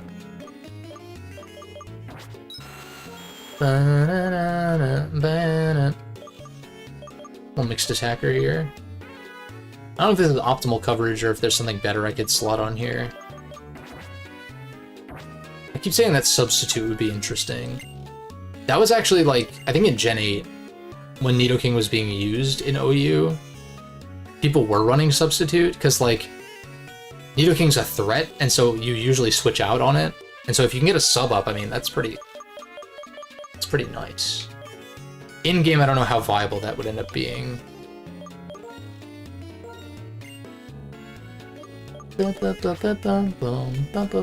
It's so good. I don't think there's anything else I want to teach, right? Last Resort, no. Magnet Rise.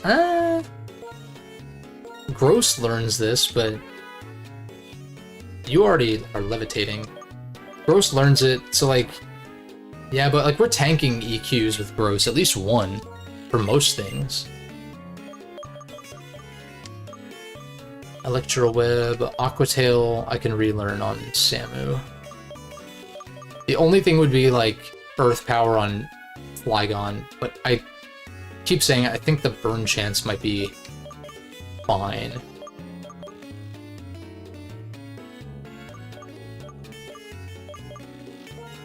Anything gets superpower?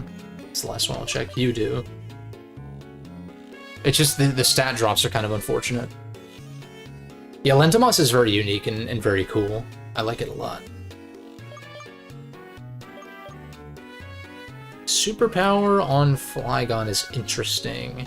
If it's almost akin to running Overheat on Mixed Ape, on Mixed Infernape, and that being your only special attack, so the drop doesn't really make much of a difference. Like, you can still hit hard on the physical side. I don't think it really has room, though. I think Bug Buzz U-Turn, Dragon Stab, which probably will eventually be Draco Meteor, and coverage moves, so like Scorching Sands in this case, I think is better.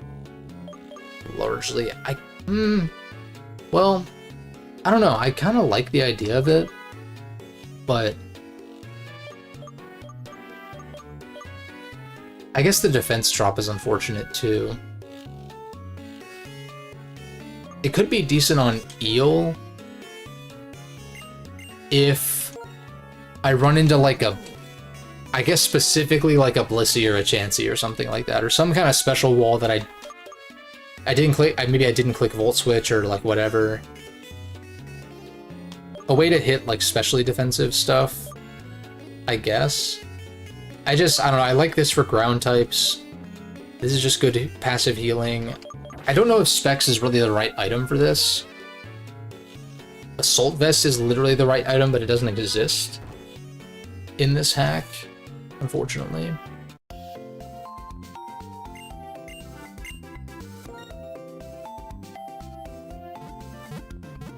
I don't know if I healed already, but we'll just do it anyway.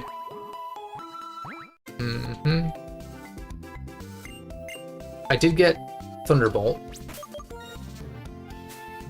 TM for Thunderbolt. And Acrobatics. Anybody learn this? Oh, you do. Interesting. See, this is Gen 6 T-Bolt, so I actually think Discharge is better. It's not uncommon for Discharge to get ran for the higher para chance, because it's only 10 BP difference. T-Bolt on King is interesting. I wish I could view your stats on this screen. Like over Ice Punch for Flyers, I guess.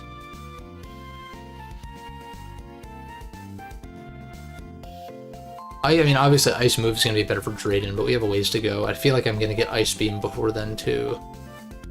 Because, like, one of them is on Route 9, like Ice Beam or Flamethrower, and the other one I think is along the way, too.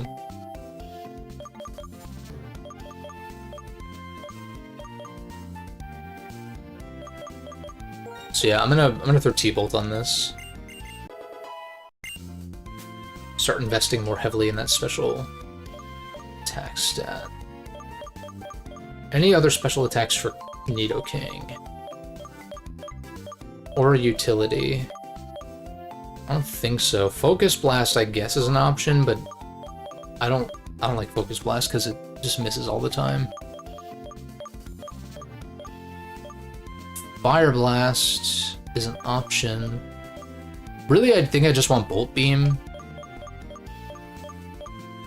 But I don't think I want to run Blizzard either. So I'll just wait till I get Ice Beam, I think. That makes the most sense. Wait a second, Vibrava, you are... Aha! Let's go ahead and evolve you real quick. I'm gonna call it here shortly. That ended up taking longer than I expected, but that's because unexpected detours and all of that. Soft blocks and shit. Finally get our Mega Flygon, basically. Just with Levitate for some reason.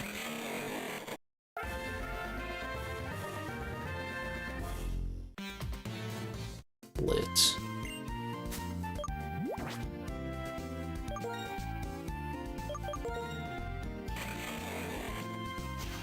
Oh my god, those stats. Look at those stats. Holy shit. Higher special attack than Chandler. Which probably has to do with EVs. I think base attack Chandler is actually stronger. Wait, no, this is 6 levels higher. No, Chandeler's gonna outpace for sure. Never mind. But still, look at those stats. That's crazy. 140 attack is nothing to sneeze at either.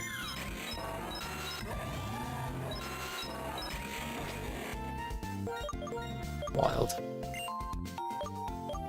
Okay. What item do I put on you then?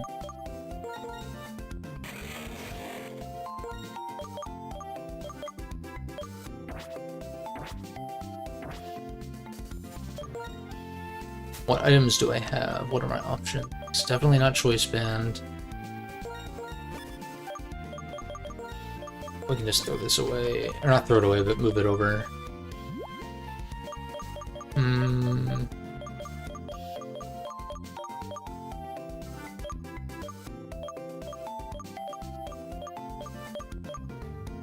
Quick scope lens. Soft sand for scorching sand boost, eh. Maybe just the wise glasses.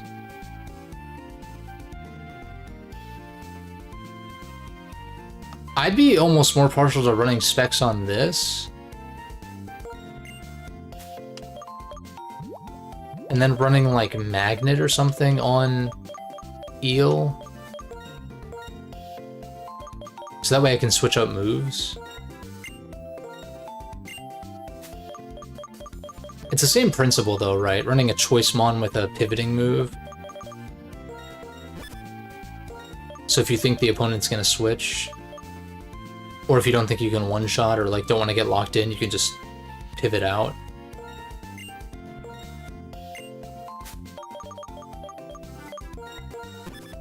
Not uncommon to run U-turn on a Specs Mon. Happens all the time.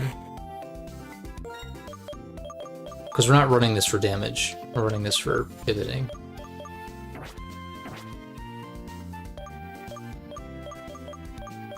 Fast pivot, slow pivot. This team's got it all, except for Ghost Resist. That's all I'm missing, really.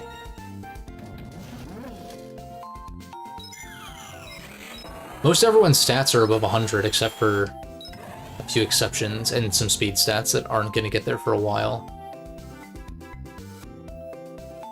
But yeah, pretty cool team. I'm digging it, and I'm excited to test out Flygon. Next time, do you sell anything good? No. Well, I mean, I should actually check, but you didn't say TMs, so I doubt it. The weather rocks.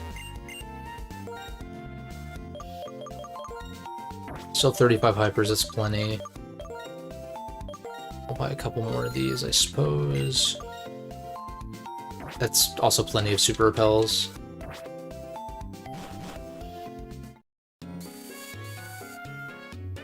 So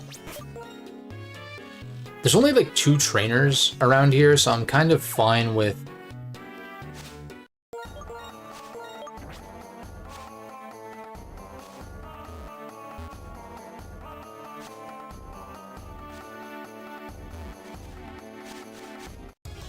no, should have sprayed and repel. Like, go get the TM for Shadow Ball, fight these 2 cyclists, and then like start next time with Reversal Mountain straight up. So there's at least a little bit less to do before Opalucid, because it's going to take a while to get there. I genuinely don't even know if we'll get there next time. Within the usual streaming time frame, that is.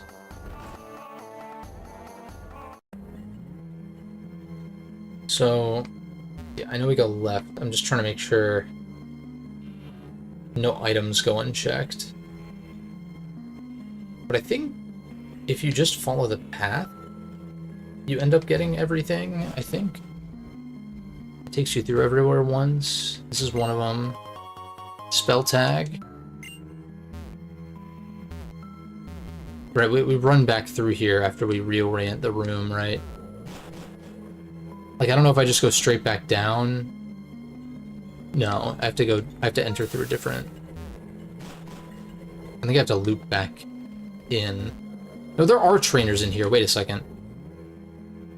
I forgot about that.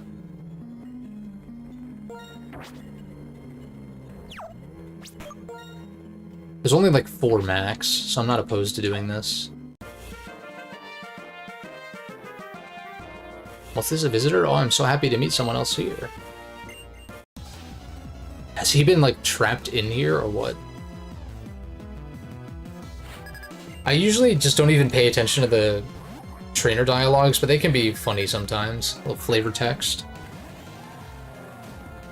Ba-da-ba-ba-ba.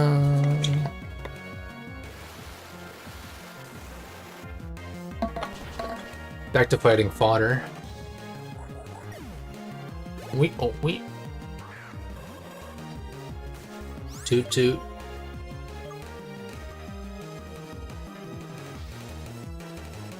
And Megatron's the obvious switch, but I kind of want to just go into this to get it to 50. Psychic. Yeah, it does a lot.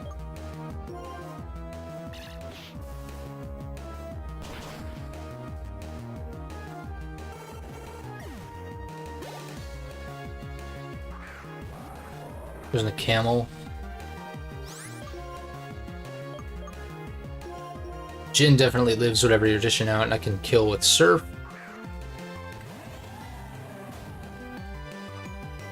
Yawn. I was correct. I do live Yawn.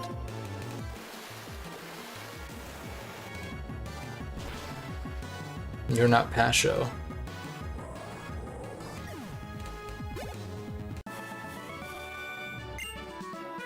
Ba-ba-da, ba-ba-da.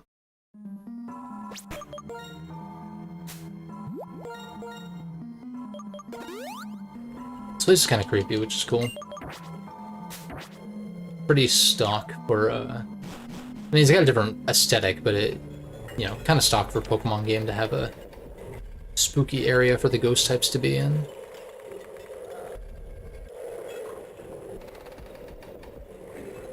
An everlasting dark dream, an endless dream of darkness. Dad, Mom, Abra, where are you?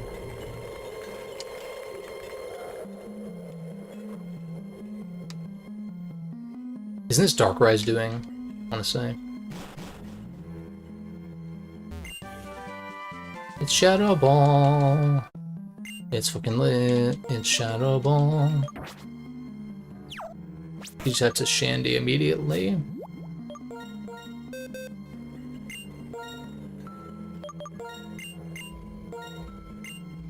Oh, Nidoking gets it. It's an interesting option. Sheer Force boosted Shadow Ball.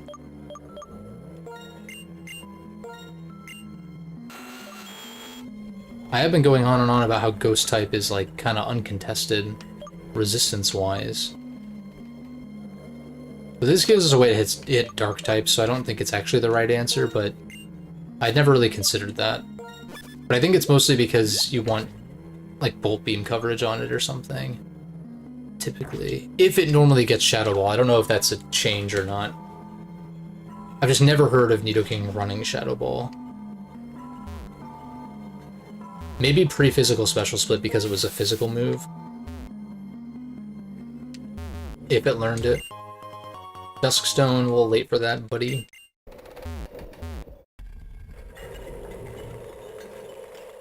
Just a tad late for that. Imagine if if I had been using a Lambent up until now. Like if I couldn't evolve Chandelure until now.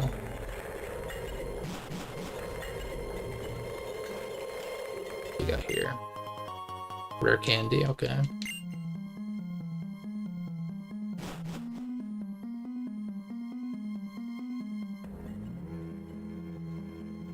I did PK Hex one in because I had to use one to, again, reset Vibrava's stats. So I'm actually going to trash this. And we'll just pretend that I evolved Flygon right now. Same difference.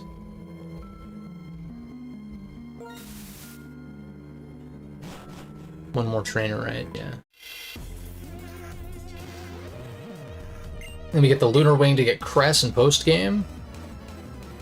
Which I'm definitely gonna do, and not ignore catching all the legendaries that I don't intend to use. Totally gonna do that.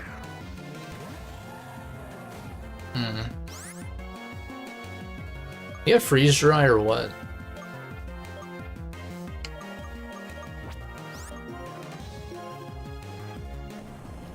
Ominous wind. Frostless is pretty cool too. That's one that could be fun to use at some point.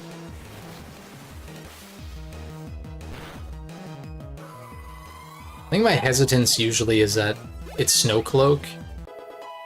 Like, Snow Cloak, I think, is its only ability, so it doesn't really just, like, it doesn't allow you to leverage its ability, really, because of that.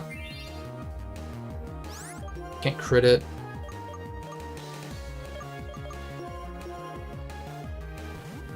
Da-da-da-da.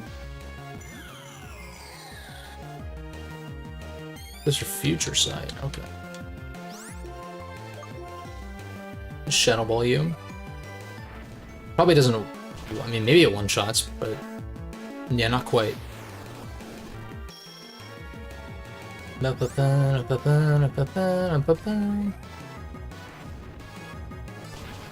just a few more trainer battles will wrap this up. Another level 50. Inferno. Now see, that's a guaranteed burn, but it's 50% accurate. 65, they buffed it. Ooh. Guaranteed burn. Only 10 BP weaker, but it is 20 points. 20% less accurate, I should say.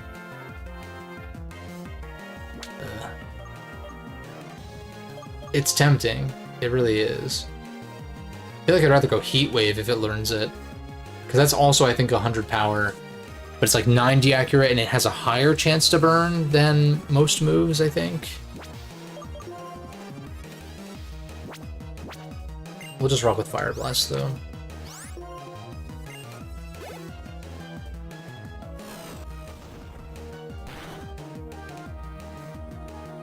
A nice crit, definitely mattered. Didn't realize that Future Sight could even crit, in fact. I guess it makes sense.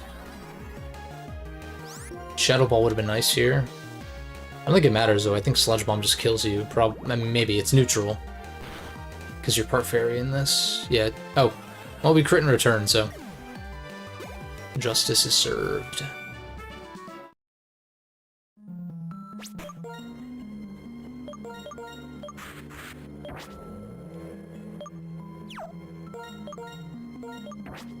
No item in here.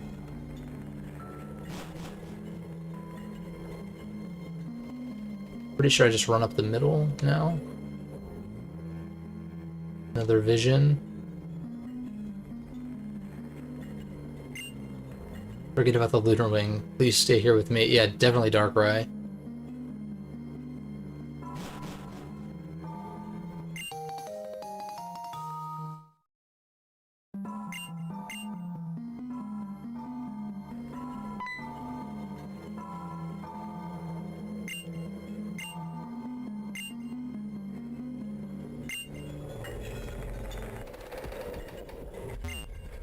That is quite ominous.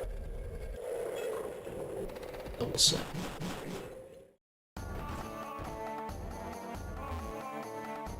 Honestly, any game that normally has background music and then they cut it for like dramatic effect or for, I don't know how I didn't get noticed there. I'm gonna heal up just so that everyone is revived. Yeah, we'll keep the repels up. Like these two bikers and save right outside of Reversal Mountain. We'll have a partner inside of Reversal Mountain, so I don't want to have to worry about healing. So it'll be fun. I like Reversal Mountain a lot too. Like I was saying, the locations in this back half of the game are so good. Even the ones that are repeated from Black and White 1, because you didn't go there in the main story. It's post-game exclusive.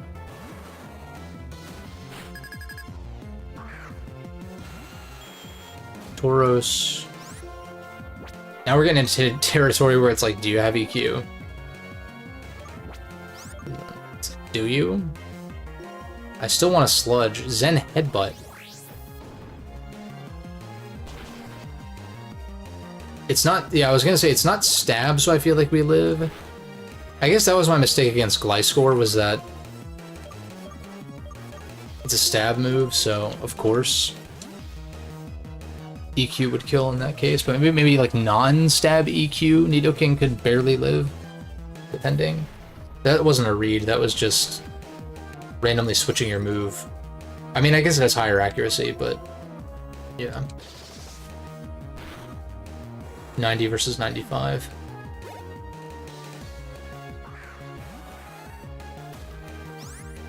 Rapidash.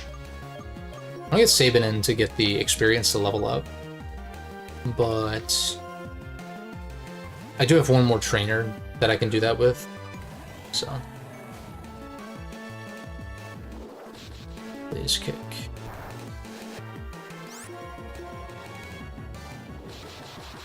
Of course it has Play Rough because this is a fairy type that does a lot, but you definitely fall to Surf plus Jet. Or I just crit. Goes into Zebstrika. I think I kind of just want to sack this.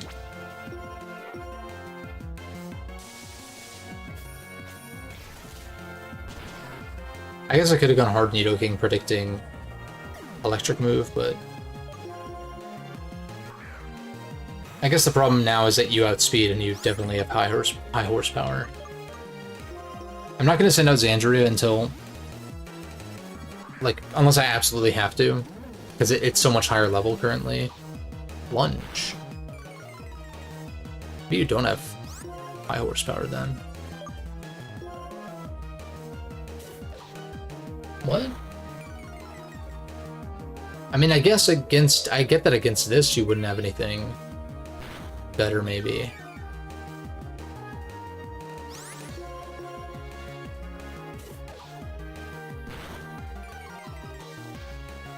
Also, that's Barrage's animation, I think. Or maybe it's not Egg Bomb. I think it's... It looks like it's probably Barrage, but only one time? Because I thought Barrage is a multi-hit move.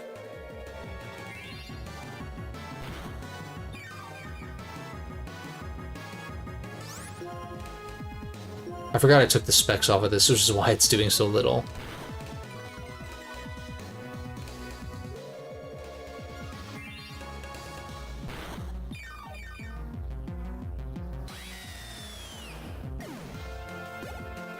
Ba-da-ba-ba-ba.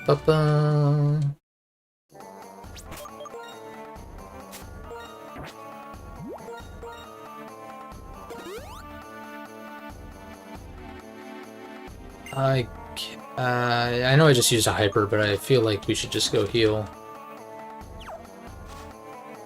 I probably don't absolutely need Samurai, but then it's like, what if I do, though?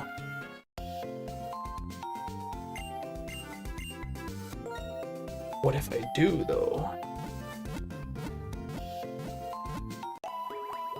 Yeah, and I wonder if Nidoking is going to benefit from being plus speed nature, in fact. It's just a shame because base 85 isn't even that great. I mean, it's not bad, but it's not great. So even with plus speed nature, I feel like it's like, okay, do I just want the extra power to hit stuff that is slower than me? Or do I think this thing is strong enough? Like, its physical attack is still higher, even though it's reduced. It's definitely like an EV and IV thing. Oops.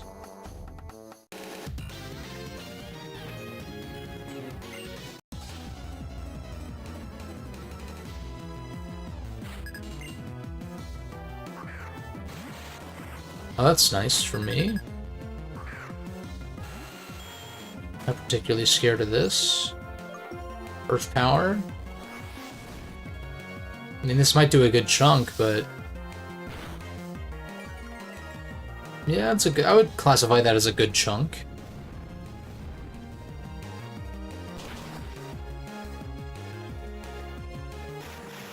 Crit did not matter. I'm telling you that much.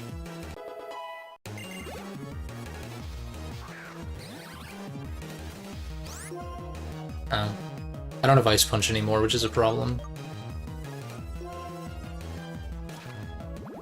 We outspeed this, interesting. Okay.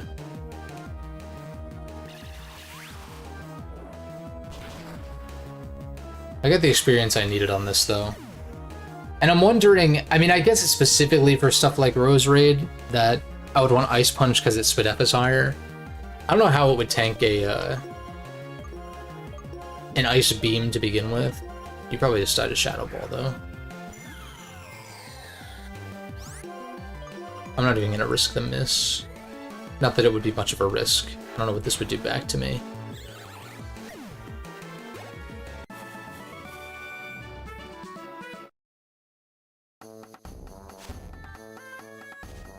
And I'm pretty sure... Yeah, that's it. Bianca's going to heal us, but I'm just going to go back and heal so we're full health for just the start of the stream next time. The squad's looking pretty strong, 50 across the board with a 55 Flygon. Just to get that evolution going. But everyone will catch up in due time.